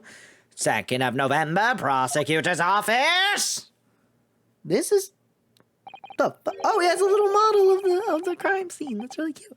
So, this is the office of Prosecutor Asogi now, is it? Damn, those tear textures really didn't want to be transparent. Goddamn. Kazuma-sama is doing so well for himself. Even though he's always forced to kneel on the floor, Japanese style, in a dark corner. It's his habit to sit Seiza? If I'm butchering that, I apologize. Whenever he's working. Fair enough. Oh, well, he's not. Fucking not sitting in that style now. Cosma? The hell are you fucking doing here, twat? Sorry. I thought it wouldn't be long before you paid me a visit, Ryunosuke. I was right about what I said, wasn't I? Sorry? What the fuck did you say? That you have all the markings of a great defense lawyer. Oh, I love you too. Well, I always believed you'd fulfill your dream of advocating in the British courts. Just never imagined for 1 second that it would be as a prosecutor. Seeing you stand in a foreign courtroom, so gallantly realizing your dream, Kazuma-sama, I'm truly happy for you. And I'm truly thankful to you, Judicial Assistant Mikotoba. Can we just, like, call her Susato? Please. It's a little much of a mouthful. Ryunosuke, babe, I always thought it would be fun for you and I to take a shake up, for you and I to shake up the British legal system a little together. This isn't quite how I envisioned it, but I suppose it's just another twist of fate. I've learned a lot of things during my time in London about what Susato-san's father was himself a visiting student here once along with you. I fucked up this line. I don't care. It's shot. We're gonna move on, babe. Yeah, they're boyfriends. And about what happened with your father. Then you'll have no difficulty understanding why I had no choice. Why I had to find a way to get to Britain as a visiting student myself. Yeah. I want to hear it from you, Kazuma. As you wish, Ryunosuke Naruhodo. Hi. Anyway, so what happened when you just here, bro? It was it's getting on for a year now, since what happened on the SS Burya. Where you fucking die. Oh, I thought it was gonna show us death. We were heading across the oceans from Japan to Great Britain, and then you fucking died. Yep, there it is. And you wrote in Russian! When a bizarre series of coincidences. Which a bizarre series of coincidences led to those tragic events where you quote-unquote died. I thought I lost my boyfriend forever. I'm not stopping this bit. I must have been unconscious for a long time. When I awoke, I was lying on a bed. It was a narrow little room. There was a posy of flowers by the pillow. It took me a little while to realize that I was in the cabin of a ship. I slipped out of the room and headed up to the deck. Were you already suffering from amnesia at that point? Yes. I didn't know what had happened or where I was. It was just a voice in my head. You have something to do. Something no one else can know about. Go to Great Britain. Your task awaits you there. It was God. God told me what to do, Ryunosuke! He's like shaking you by the fucking shoulders. Ah, okay, I get it, I'm sorry! It was a calling I couldn't ignore. It compelled me relentlessly. Out on deck, I saw that I was on a huge steamship, and we were docked in a large port. It must have been Hong Kong. Yes, it must have been. Presumably just before they were due to carry out your body off the ship. Wait, was that me, or was that... Wait, was that Ryunosuke? Oops. Anyways. I had no idea of the situation, but I did have the feeling that this was in some way my last chance. So I concealed myself among the disembarking passengers and went ashore. Then, I disappeared into the crowded streets of that foreign port city. So I could plan my onward journey to Great Britain. So how'd that go? How was that? Just under a year ago, with all my past memories lost to me, I was left behind in Hong Kong. Everything was foreign to me. The sights, the sounds, the smells. My head reeled. I was truly at a loss. I realized now that I'd escaped as a dead man, with nothing but the clothes on my back. No money, of course. Oh, how terrifying for you. Luckily, though, I had 2 feathers in my cap. You did?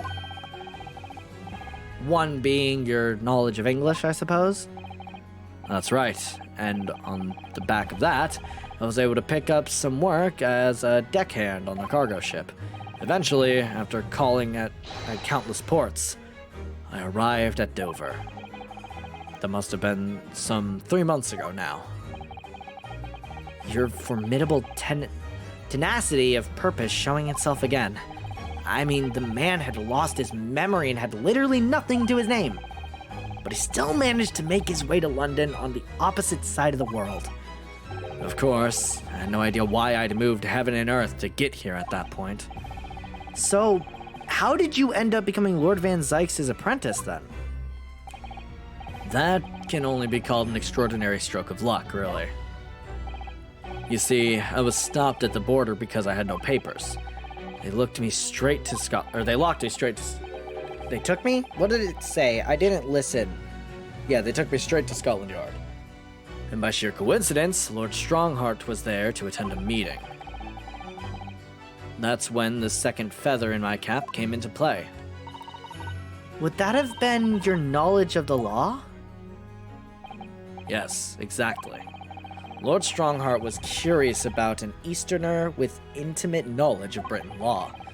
He took me back with him to the Supreme Court and assigned me to the prosecutor's office. And then 9 days ago, I remember... Oh, that's such a sick art! Are you kidding? That's sick! That's so pretty! You finally got your memory back after the trial involving Drebber. Oh, that looks so fucking cool. Yes, I did. Cool. So let's talk about dear old daddy.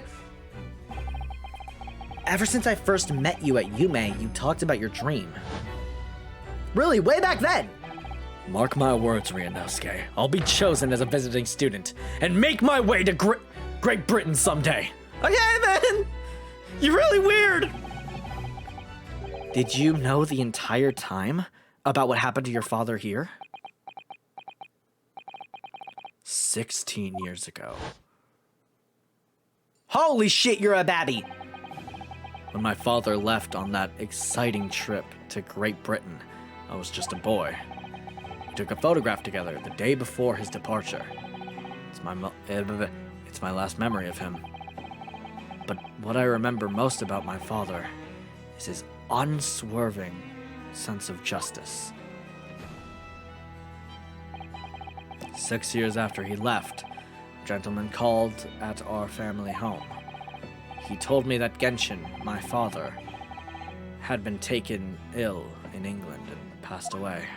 It was Professor Mikotoba, your father, Suzato-san. Oh my. Ever since then, the professor was very good to me. He even helped to fund my university education at Yume. I'll be forever in his debt. But nevertheless, just couldn't bring myself to believe what he'd told me. Oh. Then one day, a letter arrived at our house from Britain. There was no indication of the sender, so I opened it assuming it was from an old acquaintance of my father. Oh, was that the will? What I read in that letter changed my entire life. What did it say? It said that my father had been a mass murderer, and the writer cursed the Asogi name. Oh no, that might have been his letter to his son then. As a result of that letter, I found out what had been hidden from me all those years.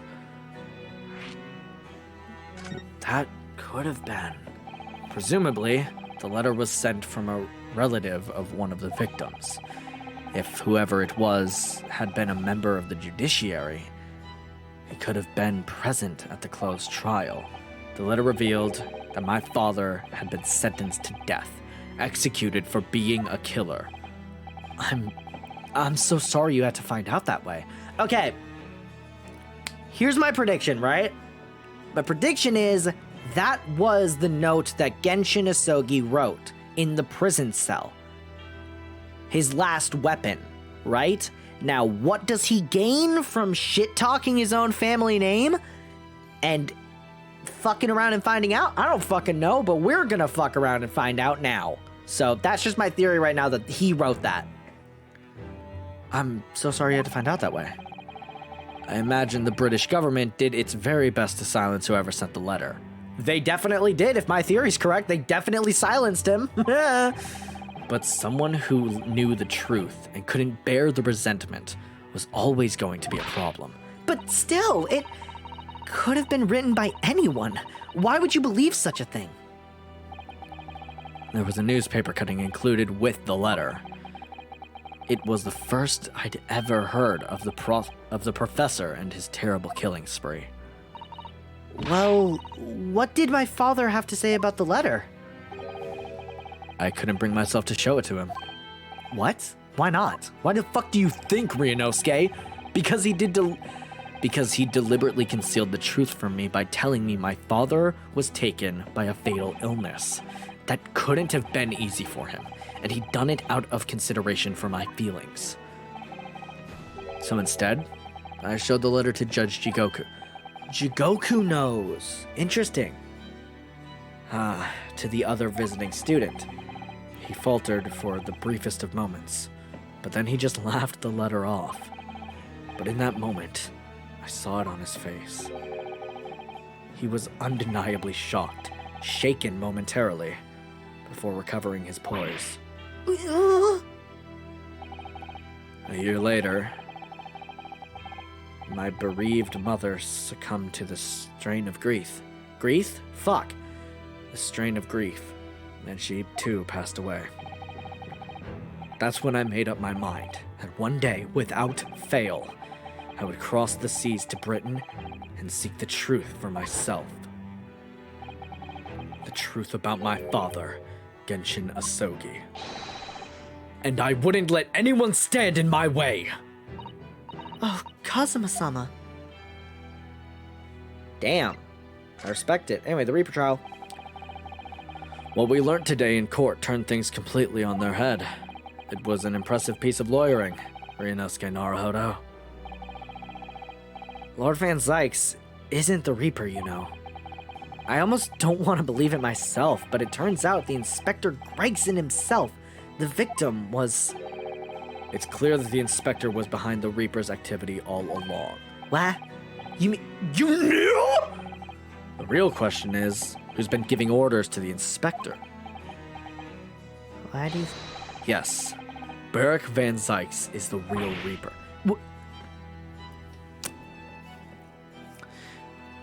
Kazuma, sweetie, just let me... Babe, just calm down, okay, for a sec. Just think for a second. Don't you think that while there is definitely a connection between Beric Van Zykes and the actual Reaper, whoever they may be, or whoever they may be, they in this case used as like a plural, do you really not see how that logic of someone must have been controlling Gregson or telling Gregson what to do? Don't you think that's just a little bit? Again. It's totally possible what you're saying. Totally is. However, doesn't it just sound a little like you're grasping at straws? Just a little. It seems a little, for lack of a better term, desperate, sweetie. Now, I know it's a little strong wording, but just hear me out for a second. Do you really think it goes that deep? Do you really think so? I don't know. Just saying. And I know that 10 years ago, it was him who decided my father must be a mass murderer and sent him to his grave. No, he was merely seeing that justice was done as the law dictates. He's not to blame. Ultimately, it's people who condemn people. The law is just a tool that they use to do it. Where the fuck is my fucking boyfriend? That's not who you is. You ain't my boyfriend, I'll say that much. You ain't Kazuma Asogi. You're so fucking, ooh. You're some fucking man who's entire personality is based on rage. Ooh, you're like a fucked up Super Saiyan here, but you don't get the power boost or the golden hair. You just get daddy issues, bro. Where the fuck is my Kazuma? The one who's like very calm, almost Ultra Instinct kind of calm. Where the fuck is that guy? Cause he ain't here. I'll say that fucking much, he ain't here. Cause the man I'm seeing is weaker and angrier. I'm just gonna say it, bro. Where the fuck my boyfriend at? Okay. And when a man condemns another, he must take responsibility for his actions. Of course he must. But I know for certain that my father would never have taken another man's life. Kazuma. On the contrary, my father's life was taken by the Reaper. Oh. Well, I apparently have to show you something, and I don't know what it is. Sure as hell ain't that. It ain't that. It's not gonna be that. It's not gonna be that. It's not gonna be that. Wait, it might be. No, it won't. Maybe that. This came up in the trial, didn't it? Something a little dubious, I mean? Dubious little creature, up to no good. The fact that no time of death was recorded on Inspector Gregson's autopsy report? Yes, there were some unexpected turns in the courtroom earlier. The suggestion you came up with certainly took everyone by surprise. The idea that the victim died the previous day at some other location is quite something. Well, considering when the pocket watch had stopped and the scorch marks on the candle, it's certainly a distinct possibility. The evidence and the scene both pointed to it. To be honest, it bothered me too. So I paid a visit to the autopsy room earlier. Oh, what'd they say? The coroner responsible wasn't there, but I got a name. Dr. Gory. Is their name gonna be something related to blood? So blood and gore? Or like very gory? Some shit? Gory or some shit? I don't know. If it wouldn't trouble you, Kazuma-sama, we'd very much like to speak with the coroner too. Fuck off. Okay, of course. The last thing I want is for anything to be brushed under the carpet. Scotland Yard Autopsy Laboratory is behind Lowgate Cemetery. By Barclay Prison, you mean? Oh shit, yeah, that is where it is. Ah, you know it, do you? The prison where my father was incarcerated and robbed of his life. Dude, again with the whole like Super Saiyan Ultra Instinct thing, you're very like on the bad side of being a Super Saiyan, alright? You're just a little angry and you're not really thinking straight, alright? And I get that you're gay, but you're not thinking correctly, right? And then we look at, the Kazuma I know, who I have, for the sake of this analogy, said has Ultra Instinct, right? He's very calm, collected, knows what he's fucking doing. Everything he does is almost instinctually perfect. That's not you right now. You went down like so many levels and you're at Super Saiyan. Maybe we could bump you up to like Super Saiyan 3, but like that's still anger. But I would argue right base Super Saiyan, my guy, because that's like the most anger and that's like where it's like raw, right? You know what I'm saying? Like, you're like at Broly levels of Super Saiyan. You need to dial it the fuck down and then dial it up to Ultra Instinct so you can be calm, collected, the man I love, okay? We good? Got it. That was a long fucking ramble. Kazuma-sama. Well, thank you. We'll pay a visit to the laboratory later today. And that's where we end this little conversation. Ryunosuke, I want to thank you. What for, Super Saiyan? For this. Oh, giving you your soul back? Yeah, I got you, bro. You safeguarded the soul of the Asogi clan. Well, it is a famous sword that's been in your family for generations. My only slight regret is that I never got the chance to draw it before I returned it to you. Karuma is said to have been forged by a master swordsmith during the Sengoku Warring States period. Sorry, I had a stroke for some reason. Come from a long lineage of warriors, many of whom were expert swordsmen. Well then, you're a chip off the old block, I'd say. But this blade, Karuma, is the symbol of the Asogi clan's honor and might. Apparently, one of my father's apprentices even took the blade's name for a surname. Really? Karma. Does sound formidable, that's for sure. 16 years ago, when my father was a visiting student here in London, he had this sword forever at his side, which is why it means so much to me that I have it by my side again now, too. And that is all thanks to you. It was an honor. Kazuma's scaring me. Can we, like, have a moment, like, where he pulls out both swords? Like, the rapier he has and the Karuma? Can we have, a moment when he pulls both of those out? Because that'd be fucking cool. Now, I have preparations to make for tomorrow. Perhaps I said a little too much. Kazuma, you've changed. Going back to my analogy, you're Super Saiyan right now. We need you back at Ultra Instinct, my boy.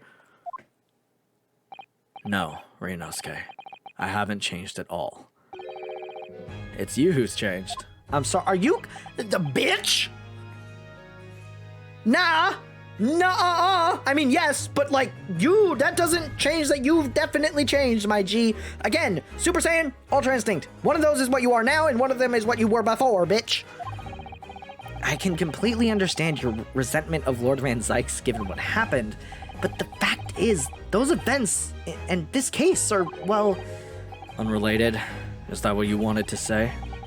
How can you be so sure? What do you mean? Never mind. That man is the Reaper. And it's for that reason that the inspector was killed. I'm going to prove as much in court tomorrow. By whatever means necessary. I can't let you do that, Kazuma. I know you'll do what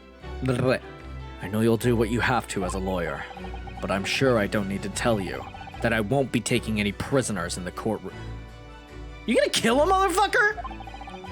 I would expect nothing less. Should I, like, call the fucking cops? Until tomorrow, then. In the Old Bailey. Oh, I thought he was gonna disappear. Alright, game, tell me where I need to go. I don't really have a preference anymore. Actually, hold on. I can't stop it. Alright, well, wherever we go... Right, yeah, we didn't need to go here. That's right. 20s, or... God! The second I stopped saying 20! 2nd of November, Barclay Prison Governor's Office! Oh, fucking hell, I have to do this voice again. Ish. Och. Is it Och? Is that meant to be Och? Ugh, back again, are you? I get. And so, okay, I've said this before. My dad is Irish, and he has an Irish accent. I know this dude's probably Scottish, right? He's probably Scottish, but they have, like, very similar, like, wordings and stuff. I can hear my dad in that fucking sentence of Och, back again, are you? I can fucking hear my dad saying that, and that's scary. Yeah. Hello. I've heard all about your investigations. I read the reports just now. This Scottish accent fucking sucks. Throwing it out there. You found them, eh? Vigil. Yes, luckily. Well, anywho. The laddie doesn't work here no more. So your case is not to do with... Yeah. Your case is not to do with Barclay. I wouldn't like you to get the wrong idea about that. I fucked it up. Dude, this accent sucks, and I want to apologize to my father, and Scottish people, and Irish people, and just, like, people in general. I'm sorry. This sucks. Of course, yeah. Mr. Vigil stopped working here 10 years ago now, so... Yes, we've seen his dismissal notice, haven't we? He was given the chop. Aye, Kimmer. You can very well. So, how about a wee handcuff biscuit? Oh, they really are like little handcuffs. And as hard as irons, too. What the fuck? So, the apology accepted. So, what brought you down here today? I hate it so much. I hate it so much. I'm gonna like after the stream, I'm gonna walk up to my dad and I'm just gonna say, I'm sorry. Well, there's something else we'd like to ask you about, actually. Is that so? I thought there were gonna be more after the bite. We believe there might have been a document that disappeared from Genshin Asogi's cell. I think it's been called the Asogi Papers or something. I would fucking kill you right now. I thought it was a gun. I thought he pulled out a gun. A Glock. I don't know why I said gun. Did I not say? Gregson's death is not to do with things that might have happened at Barclay. Leave the past in the past, laddie. Let's not further about with relevant details. His expression changed completely. Did it? Did it really? We're clearly onto something here. Please don't show up in court. I mean that as respectfully as possible, bro. I'm trying to do you a service. 10-year-old legacy! Whee! That murderer's botched execution, and the whole miserable escape. The Barclay's darkest hour, aye. A shocking embarrassment. Because the convict had a collaborator on the prison staff, you mean? Aye, for shame. The coroner who confirmed the death of the man after his execution, Courtney Scythe, and my chief warder at the time, Vigil, who was in charge of the whole affair. But Mr. Vigil says he didn't know anything about it. So, like, what the fuck? The rascal wouldn't say otherwise, eh? More handcuffs? Oh, how can I say no? You can never have too much iron in your diet. Yes, you can. You definitely can, I'm sure. Right? I'm sure you can. When Mr. Vigil is handed his dismissal notice as a result of what had happened, he was so despairing. He jumped out of your office window, didn't he? Aye, I'm ready for aye. I did, damn it. I didn't like to say, but that's just Vigil trying to get out of it. Do you not think he wouldn't have jumped from the shock of his crime being exposed, eh? I do. You wouldn't say otherwise, would you? Of course. I can't shun all the responsibility myself. I shouldn't have let him deceive me. It's so bad. This accent is horrible. Actually, there's barely anybody that kens what went. Actually, there's barely anybody that kens what went on at the time now. Goddamn, I can't. With Gregson having been murdered and Dr. Scythe forbidden from having any visitors. No visitors? Someone obviously doesn't want her giving anything away. We're not going up empty-handed, motherfucker! Well, I wouldn't dream of sending you packing with now Kimmer. Here, take a handcuff or two. Oh, well, it would be rude to say no. Wouldn't want to become anemic. I suppose, if there's anybody who might still ken about what happened back then. You're gonna say someone whose last name is Gory. Maybe that forensics... Maria Gory! I knew it! I bloody knew it! It'd be that last from the forensic division. Maria Gory. Maria Gory? Maria Gory. Why? Maria Gory. I'm trying to get the pun. It's not clicking in my head. Maria Gory.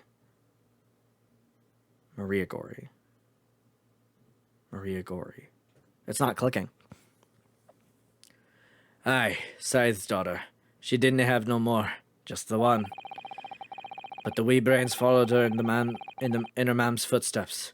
You didn't ever see her without a scalpel in her hand or a gas mask on her. That's the bitch! Oh!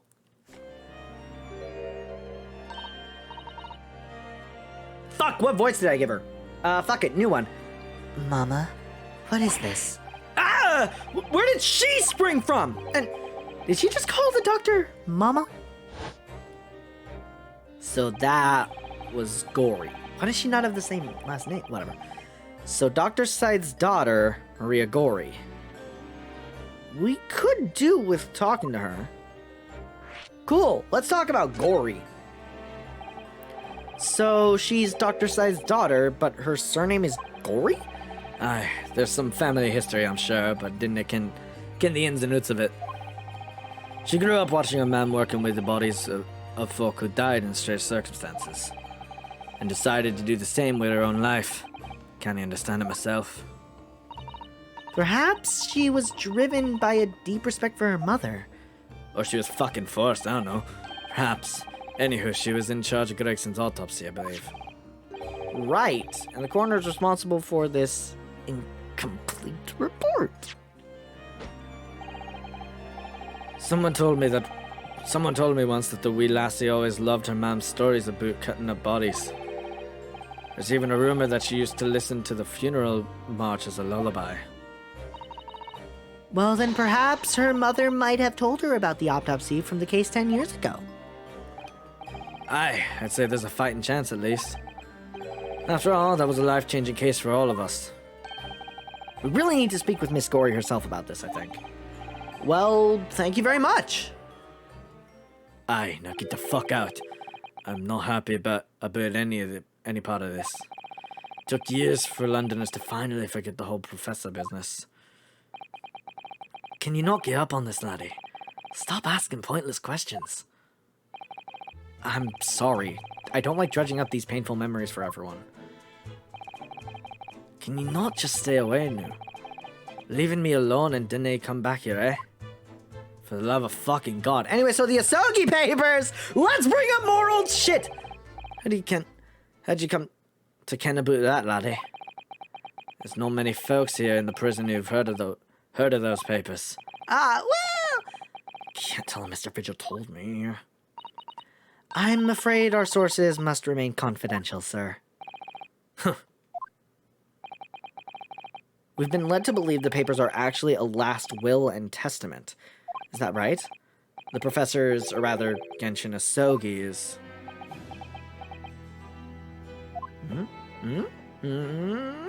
What do you guys say? That's Scottish-Irish man. Aye, that's right. You're well informed, Jimmy. Oh, is that the end of the silent treatment? But then after the convict's execution, it mysteriously vanished from his cell, didn't it? Heavens no. You're off at half cock there.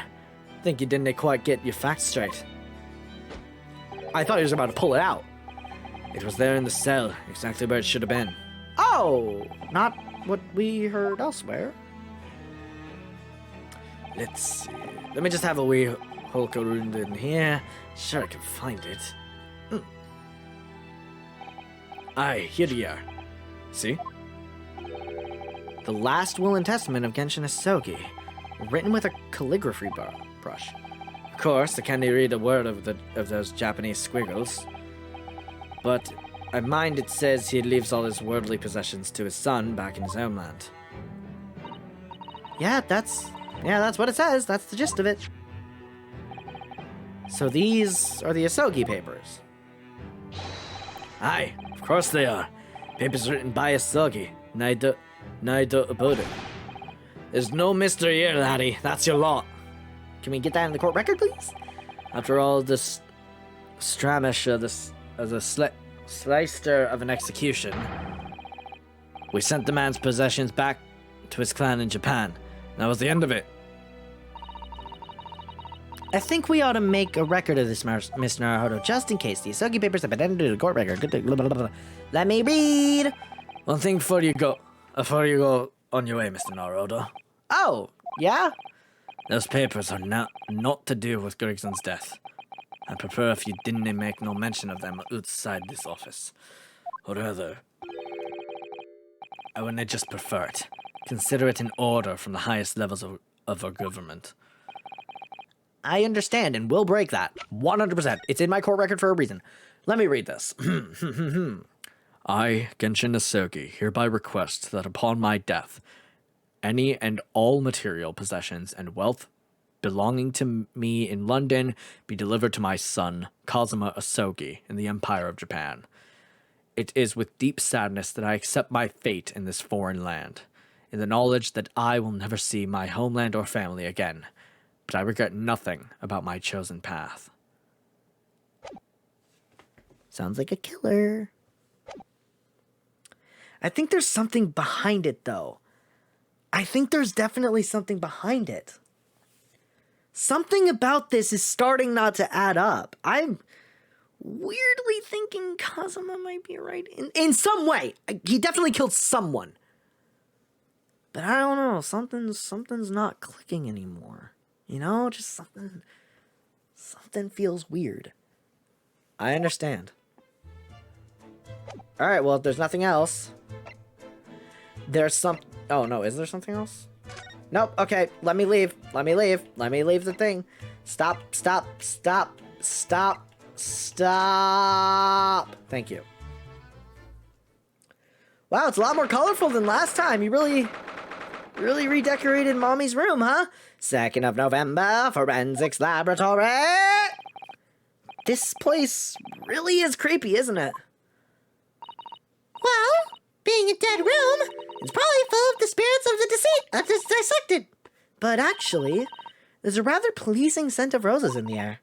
Well, being a dead room, the coroner probably needs a bold scent like that to mask the odor of death. Iris? Do you think we could change the subject? Please, please. What was that? Who do you think? How did she just phase into the... Dr. Gory? Sup, pussy? What? I'm feeling like kind of like the Akechi voice, but like more raspy and a little higher pitch. That noise before. I was sharpening my tools. That feels like Shigaraki, and honestly, that fits. Shigaraki voice.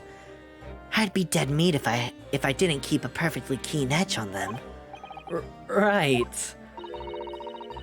When following a Colligan dermis, an extremely sharp scalpel cuts like cheese. Would you like a demonstration? Oh, yes, please. I'd love to see... No! Then, I think you'll do nicely. Huh? No, I wouldn't do nicely at all. I mean, maybe some other time.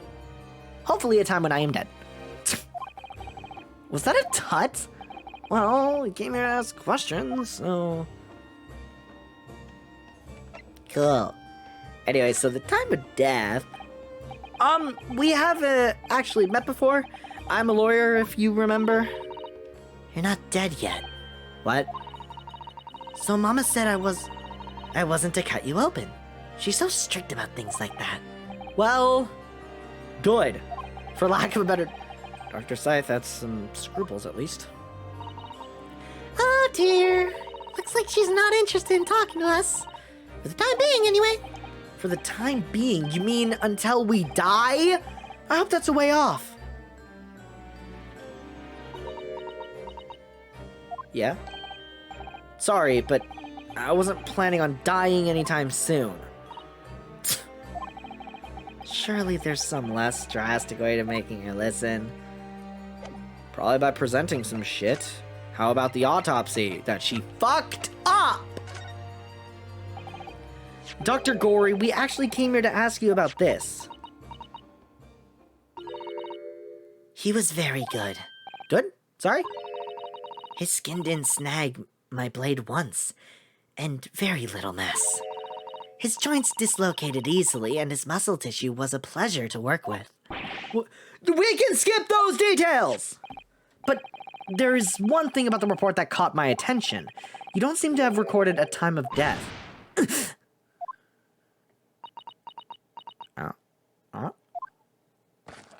Oh, damn! That's not my fault. Oh, that made me jump. Then please tell us what happened. Time of death changed to time of death. So, why doesn't this autopsy include the victim's time of death then? It's really the most crucial detail. Oh, okay. I was told not to write it. By whomst? What? By whom? Male Strongheart, the Lord Chief Justice. He came here. Lord Strongheart came? I'm a child. He said that from the witnesses' statements about the gunshot and the other evidence, it was obvious. The man clearly died at 5 p.m. on 1st November when the gunshot was heard. But that's not the time of death you wrote in the report. You didn't write anything. Was there some reason you didn't include it? I was told not to. I fucking told you. Dr. Gory, if you're hiding something under Lord Strongheart's instructions, then sooner or later you're going to go the same way as your mother. The balls I have to say that. Give it here then. Oh, she's writing it. What's she scribbling so furiously? The time of death, probably. There. You've written... What? What's you written? Tell us, you fucker. Indeterminate. But... Details of the autopsy report are updated, I guess. The fuck you mean indeterminate, bitch? What do you mean by that? What was the time of... Why was the time of death indeterminate? When the specimen was brought in, it was still fresh. So the time of death could easily have coincided with when the gunshot was heard. But there was one small discrepancy. What discrepancy? There was some fried fish in his pocket. There was some fried fish in the pocket of... Sorry. There was some fried fish in the pocket of the specimen's overcoat. And that fish had started to rot. What? The victim liked fried fish, or if the victim liked fried fish, he presumably liked to eat it before it went off. Well, yeah. What are you really trying to say? It's possible that someone tried to manipulate the apparent time of death. Manipulate the... Is that even possible to do? Theoretically, if you were to chill the body in ice, you could delay the onset of purification. And if the overcoat wasn't on the body at the time, then only the fish would have started to rot. Or that wasn't in you. How dare you mock my voice, bitch? With today's science, it's not yet possible to determine if the body was chilled or not. But today's science is advanced enough to let you freeze a corpse, it seems. But surely, to chill a corpse like that would require an enormous electrical refrigerator. I don't imagine many households in London are equipped with such a device. No, definitely not. But maybe in a factory? Or some other special place? Don't recall seeing any factories or such like on Fresno Street, though. I wonder, if the inspector's body had been chilled somehow, what might the actual time of death have been? I couldn't say for sure. But at the most, it might have been a day earlier. No! In other words, it would corroborate your previous deduction, Mr. Naruhodo. That Inspector Grayson was killed the day before his body was discovered at a different location. Eat shit, Kazuma! Did you inform Lord Strongheart of this possibility? He simply said that there was no electrical refrigerators of that size in the vicinity. In the vicinity? Not in the country. Oh, yeah, one other thing. It's something the governor of Barclay Prison told us. He said that your mother, Dr. Said, was responsible for confirming the death of the professor after his execution. The professor. Apparently, you always enjoyed listening to your mother's stories about her work, so we were wondering if you might know something about what happened 10 years ago? That's not all Mama did. Sorry? My mama carried out the autopsy of Clint Van Sykes as well. What? Really? The brother of Lord Van Sykes, the professor's final victim. The idea of carrying out an autopsy on a member of the aristocracy was completely unthinkable back then. But the detective in charge of the investigation insisted, and it was miraculously authorized. That detective being Inspector Gregson, of course. Quite an accomplishment for one man. That autopsy provided the vital clue needed to arrest the killer.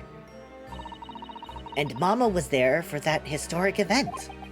What does all this mean? You know, that amazing autopsy happened right here in this very room.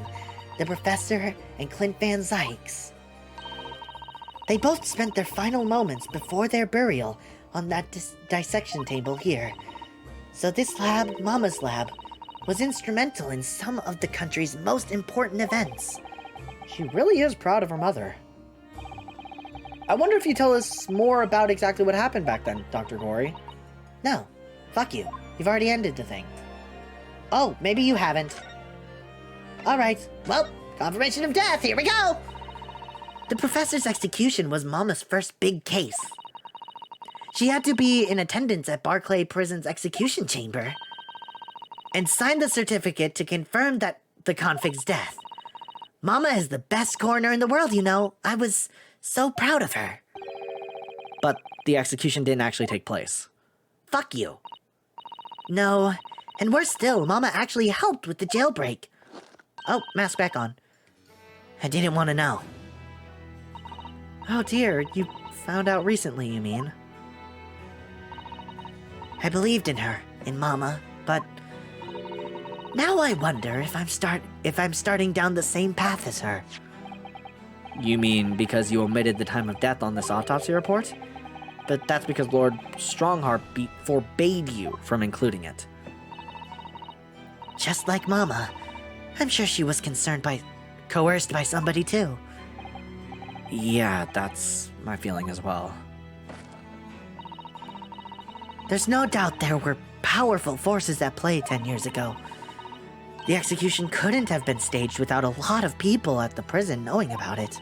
Obviously, the prison governor must have been in on it as well. The big man in the little handcuffs? According to what he told us, he was tricked by the chief warder. He says he knew nothing about it. Of course he said that. I'd say the same thing. Just who was behind the jailbreak all those years ago? An interesting question. Let's talk about Clint autopsy. You mentioned the autopsy of Clint Van Zykes. It was at the time when carrying out autopsies of murder victims was very unusual. It's still not a practice that's observed in our country, even now. It turned out that he was the professor's final victim, and when an autopsy was performed, Mama was present, although only as a secondary assistant. The person leading the procedure was Dr. John H. Wilson. Oh no. Oh. That's right, my daddy, who's definitely alive in Japan! Woohoo! And there was only one other person present, the primary assistant. He was a visiting student from the Far East. Wait, a visiting student? Who? Which one? Which of the three? Must have been my father, Eugen Mikotoba. I had no idea Professor Mikotoba had been involved in something so important. But the outcome of that historic autopsy was the discovery of a vital place of evidence that led to the capture of the professor. So that's how they came to identify Genshin Asogi as the infamous mass murderer. Do you happen to know anything about that piece of evidence? Can you tell us any more? No, fuck off. This ain't my shit. Would you like to see the records for yourself? Would that be alright? What's the point of keeping records if people can't look at them? They're filed under V at the back of the cupboards, with the other records of the last decade. Thank you! Let me just... Let's see. Van Zykes. That's strange. What, Mr. Naruhodo? They aren't here. There's nothing under Van Zykes. There must be! Perhaps somebody took them away? No one's allowed to take documents related to the professor case out of this room. But you're right, they're gone! Well, when was the last time anybody or somebody looked at them? Do you remember? It was... Oh, yes, I remember now. It was 2 years ago. Damn. A consulting detective came one day saying that he'd like to see the records. No, You don't mean... Harlock Sholmes was a fuck! God damn it, Sholmes! God! Deep down, I knew that was coming. Fucking god damn it, Sholmes. Do you think he stole the records? Oh no, surely not. Iris, that can't be right, can it? Oh, fuck. I'm aiding and abetting a criminal. Iris? Oh no. Oh no. Oh, sweet dearie, no. Oh, sweet shit, no. Oh no. Bruno? I hope you don't mind, but Oh, what is it, Iris? I just remembered something very important I have to do. Like leave. I'm gonna have to leave now. Oh, this is very sudden, Iris. I tried to get the hiccup. Well, we'll come with you then. Oh, no, there's no need. You and Bruno can just take your time here. Bye for now then, good luck. Wait a minute, little girl. Me? I remember now. You've been here before, haven't you? No. Have you, Iris? Yeah, 2 years ago, when that detective came. You were with him, weren't you? You were a living specimen then, too. That's the way it usually works, yeah. Was I? I don't really remember. Anyway, sorry, but a mustache. No. Wait, Iris. I'll blow up a ball for you when you get home. What's the matter with her? She's behaving really strangely all of a sudden. It's almost like she has something to do with it. Well, in that case, we won't keep you any longer either. Oh, God. It's been quite a while since I had any visitors. This was really fun. But next time you come, I'd prefer it if you were... I'd prefer it if you were ready for dissection. Can't make any promises. Sorry. It's a bit strange that the records of Clint Van Zyke's autopsy have disappeared. What's even more confusing is why both of them are a little bit spooked about it. But I think we've asked all it came to ask now. Where the fuck else do we gotta go? Just home? Or are we going to Fresno Street? Oh, we have to investigate, got it. 2nd of November, didn't say 20 this time, room on Fresno Street! They're all still investigating the body, nothing seems to be overly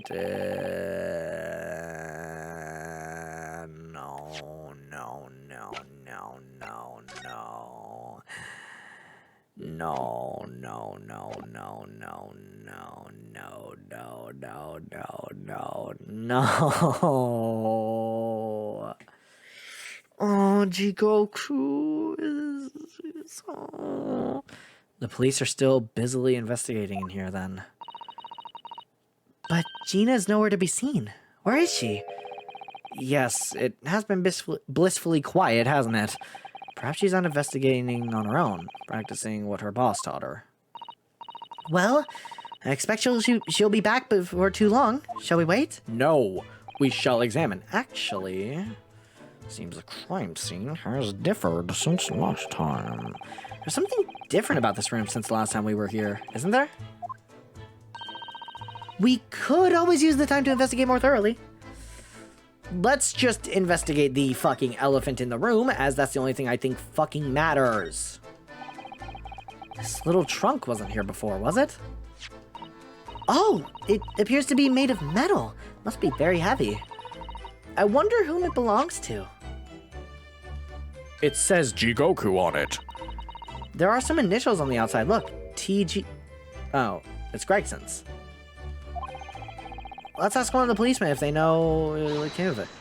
Oi! What do you think you're doing here?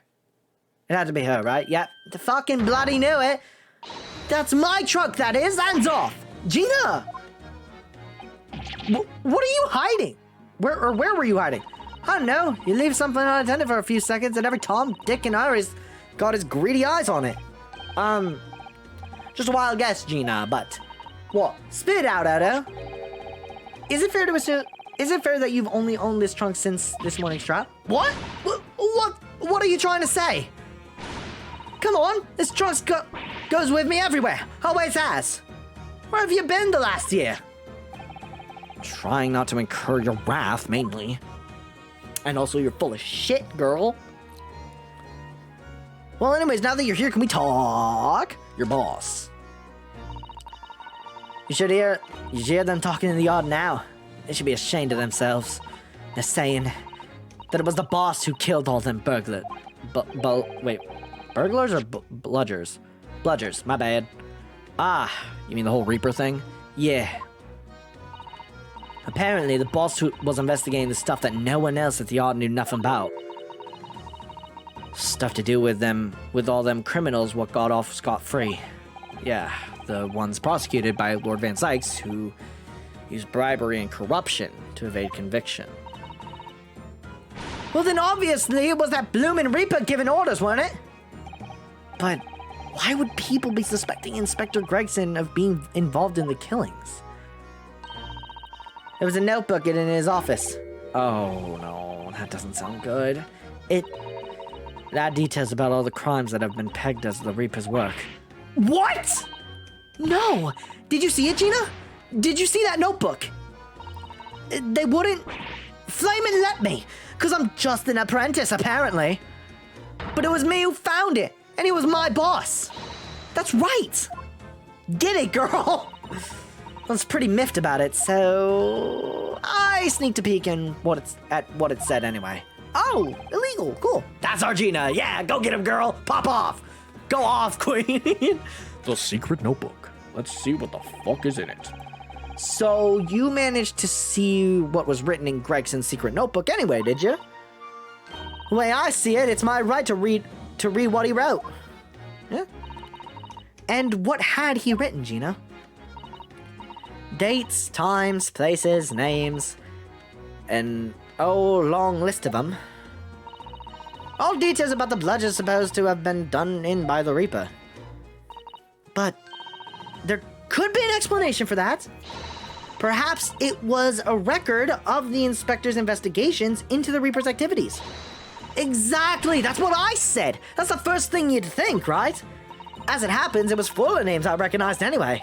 Well, the Reaper's targets were almost exclusively known leaders of London's criminal underworld. Well, yeah, but there was one name right at the end that was a bit odd. At the end of the list, you mean? I'm pretty sure a date against it was 31st of October. Oh, the day before the inspector was found dead. So, what was the odd name? Assassin. It wasn't like a name I've ever seen before. It was something like, Nah, it's no good. I can't remember it. I don't think it was an English name, put it that way. Oh dear, what a pity. What if we just list some names? There was something else too. I don't know if it matters, but the same name kept coming up over and over. Shin, it was. Don't suppose it means anything, but... God, it keeps coming back to fucking Giselle. Did you say... Shin? Oh, fucked. Eh? What? Does it mean something? Lord Van Sykes knew the same too. He mentioned her as well. The woman who actually did the deeds. And now we find out her name appeared in Gregson's secret notebook. Interesting. We haven't seen you for a little while, have we, Gina? Well, of course not. I've been busy, ain't I? Investigating in that. The lads at the yard are trying to trace the boss's movements the day before it happened. The day before? That would be the undercover investigation into the Red-Headed League, then? Only the boss didn't go, did he? You found some cove what was pretending to be him, didn't you, Odo? You know, can I just say, the fact that I'm getting so well at reading, her shit, like the things that, Gina's saying, wow.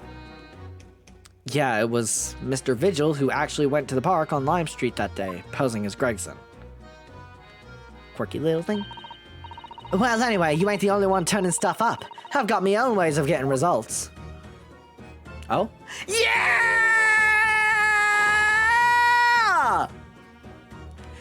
When me and my partner get together, there's nothing we can't track down. Yes, yes, yes, the dog, I forgot the name of. Oh, little Toby, he's such a faithful friend. Yeah, Toby! So, have you tracked anything down then? What do you think, eh? Of course we have. Can't you tell, though? Police business, isn't it? Anyway, the point is, if you ever need any help, you know who to turn to, right? Me and Dale down there. Right. Because he looks oh so hellish, honest. Let me just set him down. Anyway, the Hellhound. Let's talk about the devilish Hellhound. Gina, about your hellhound there. Let me pick it back up again. Send him down for nothing. Chief Inspector Toby, you mean? He's the pride of the force, he is. In Japanese, police dog means something quite different, and not altogether nice to those involved in the crime. But here in Britain, it's a wonderful compliment, it seems. For a canine, at least. Should be. After all, the great exhibition case the other day, it was Toby here who managed to locate Drebber's workshop. Maybe it's time for another demonstration of what this summer dog can do, eh? Do we have something the Chief Inspector could catch a scent of, I wonder?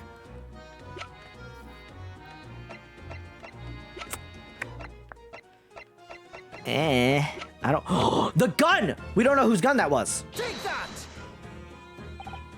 Well, Chief Inspector Toby, if you wouldn't mind having a sniff of this. Oh, it's not showing it, so I got it wrong. Anyway. Wolf. The Chief Inspector said wolf on to that, Odo. Yeah. Yeah, I heard. I think perhaps that particular item didn't excite him very much. Ain't you got nothing else?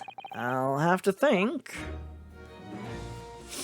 Oh, God. Sorry, that actually did a number on my nose. About your Hellhound here. Can I skip this? I've already read it.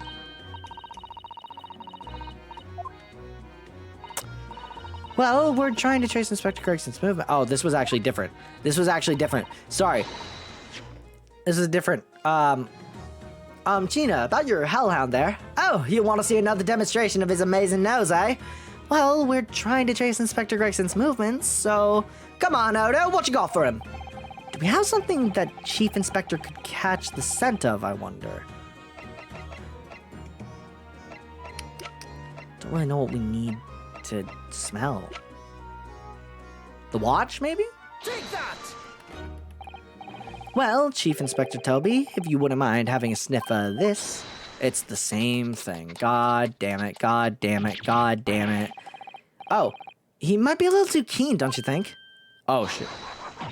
Oh. Ah! Chief Inspector made short work of Gina there. Wolf. Ah! Look at what he's gone to. Oh my! That trunk clearly still has a very strong scent of Inspector Gregson. In other words, must have belonged to him. Gina.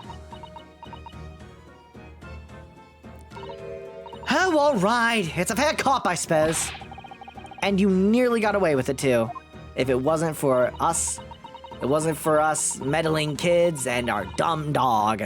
Literally had the joke in the palm of your hands game.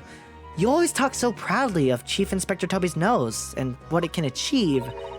Did it not cross your mind that he might identify something that was right next to us?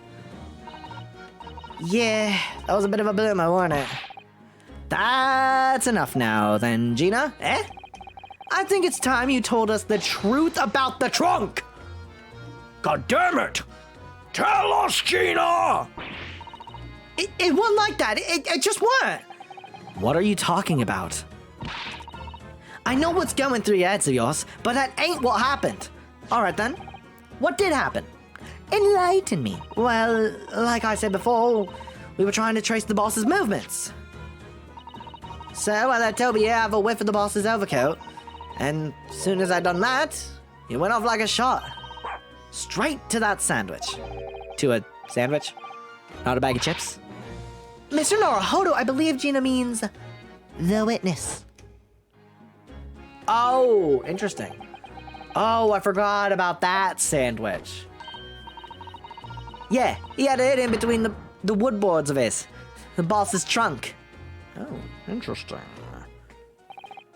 You mean when they heard the sound of the gunshot and all piled in there? Exactly, he nabbed it from the scene. Oh. Goodness. Me and the chief inspector gave the sandwich a good grilling, and you know what he said? What did he say? I thought it might fetch a good price, and the chap wouldn't be needed it anymore, so... But that's all I did. Nothing more, nothing less. What'd you Adam and Eve it? The cheek of it, eh? Stealing the dead boss's stuff to flog. So Miss Venus wasn't the only one to meddle with the scene of the crime, then. How could they? The true question. So anyway, that's how it happened. And it's a pretty decent trunk, so I figured it might as well make use of it. Is there something wrong with that, eh? Well, maybe you and Mr. Sandwich should try to find the answer to that question together. A little therapy session between the two of you. I think perhaps that trunk should be turned over to the police, don't you? What are you on about? I am the police! Gina, if you wouldn't mind, Could we maybe examine it? yeah, alright then. Do what you want with it. Thank you. We shall make a detailed record of our examination of the evidence. Gregson's trunk. Inspector Gregson's blah, blah, blah, blah, blah, blah.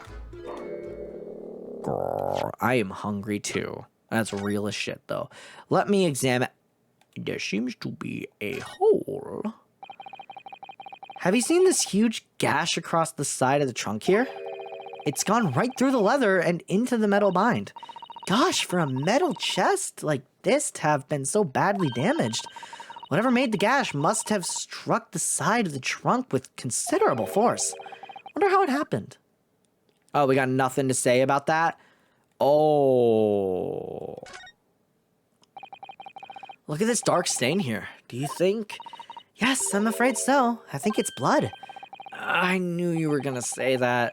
So that presumably means that This was present at the scene while Inspector Gregson was killed.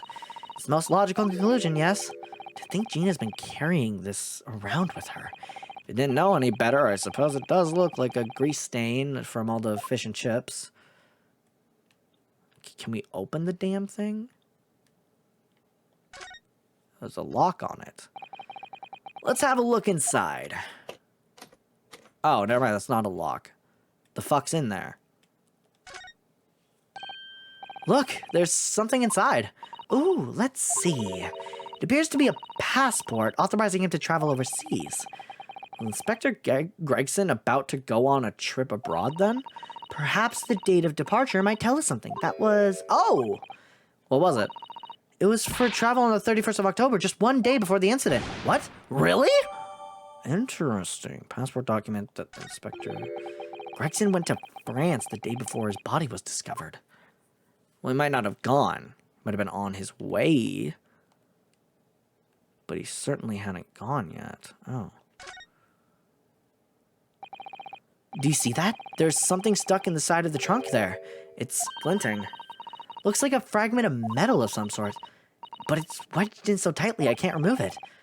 Well, don't cut yourself. You better leave it, I think. Why is there a piece of metal wedged in? That's interesting. Is there something at the top here we can note? Nope, I think we got everything on this bad boy. Yeah, I think we've marked everything we can. Let's look over the passport. Name, Tobias Gregson. Passport number, ACD 0522. Date of departure, within 1 week from 31st of October. Destination, Port of Dunkirk, France. Purpose of travel, police business. Notes, permission for the applicant and one additional person to travel. Okay. Grrr. What's the matter, Toby? Or what's the matter with Toby? Why is he acting so aggressively towards me all of a sudden? Miss Naruhodo, be careful, it must be the trunk. I'm dead. I'm died. I'm died. Toby, oi, what are you doing? You're gonna lick his face off. Miss Naruhodo, Miss Naruhodo! Gina, quickly, hail the carriage. Am I dead? Did I die? To be continued. That'd be funny if they actually put to be continued. Oh my god, what the fuck? 2nd of November, 4:57 p.m. Naruhodo's legal consultancy. Ugh. Hey. Oh, Miss Naruhodo, are you alright? Mr. Zato? Oh, hey, Sholmes, we have words with you. Ah, conscious again at last. A blessed relief, my dear fellow. After all, to drop dead after a moderate licking by a small terrier. Most unseemly. What is or isn't seemly is relevant here, Mr. Sholmes. What is relevant is what the fuck happened with you, bitch. Sorry, bitch as in Sholmes. I want to make that clear, because Suzato showed up the second that I said that, so I want to make it clear who I was talking to. I'm so glad there's no lasting damage. How are you feeling? I'm fine, thank you. Did you bring me back here? Ah, what's this on my head? A bandage? Sadly, we had no ice, so that's a compress of sugar water. Sugar water? You got fucked up. Don't worry, Mr. Naruhodo. It's a first aid treatment that my father taught me. Oh, thank you. What happened? So, let us take tea when you're feeling up for it. But of course, no sugar in the patient's cup. The bump on my head is throbbing sweetly enough, don't worry. Whenever you feel ready, then. I got some fucking words for Sholmes. Bitch, get the fuck over here, motherfucker. Let's talk. Thank you for your concern, Mr. Sholmes. My dear fellow, think nothing of it. I must say I was quite startled when I heard that you'd been attacked by a dog. For a moment, I feared that infamous murderer of so many had come back from the dead. You mean the professor? Fortunately, I see your prized throat is unscathed. That stiff, turned-up collar of yours obviously afforded some welcome protection. Was I that close to death? All I really remember is the dog licking my face over and over and over and over again. Well, if you wish to avoid such troubles in the future, a little mustard spread on the cheek should do the trick. I should think that would balance the sweetness of your bandage rather splendidly. Motherfucker, I need to talk to you. What to do? Are you alright, Mr. Naruhodo? It's rather unusual to find ourselves here in the middle of our investigations. It's just occurred to me that I might have forgotten something when we left this morning. Please don't worry, as long as you continue to investigate thoroughly, you won't go far wrong. Oh, yes, of course, I must go back to work as soon as possible. Like talking to Sholmes. So do we go down to Sholmes' suite? Dude, I'm fucking so hungry. I should have eaten before stream. I mean, I did eat. This is not like I haven't eaten all day, but I ate like what? 9 hours ago. Oh boy. 2nd of November, Sholmes is sweet.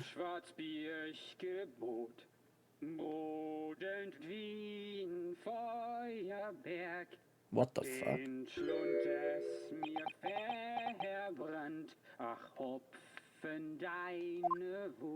What is happening here? Oh, wait, there's some fuck shit, wait. What on earth is going on here? Am I having a bad dream? Ah, no, it's an old German folk song. Rather a fine rendition, I think. That's the least of my concerns, to be honest. Iris? Oh no, what happened? Iris? What's the matter? Iris? Who's that sprawl? I mean, that relaxed gentleman over there. That's your dad, bro. Iris? She even listening? Excuse me, sir! I do apologize for troubling you whilst you're singing so merrily, but would you be kind enough to explain the situation? Well, that worked. A crooning gentleman and a mute young girl. Rather tantalizing that word, fuck me. And once that appears to have incited the gods of deduction within me to find their voices too.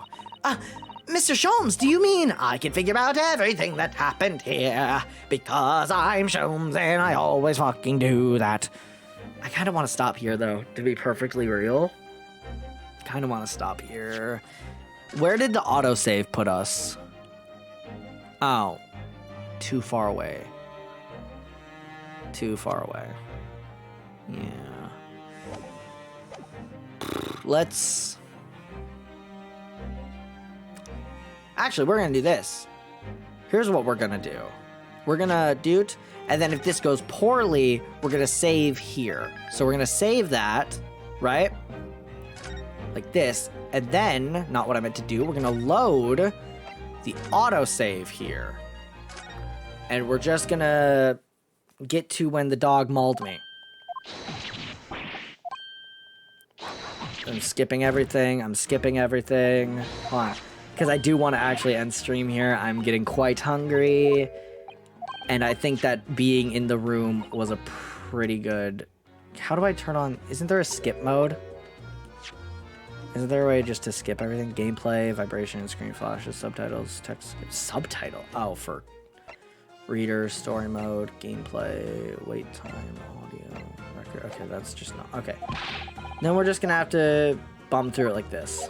Oh, there we go. Figured it out. Okay, then we're just gonna do this, and then we're gonna get mauled by the fucking thing. Alright, we're just gonna skip through all this and get to when we were in the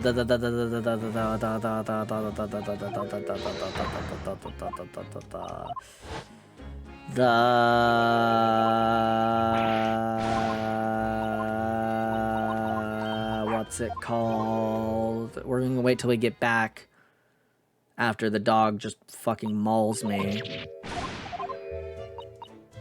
And then... Oh, this is farther than I thought. We already examined this. Oh, here we go. Yep. Yep, and then I died. Then I died. I'm dead. I am a dead man.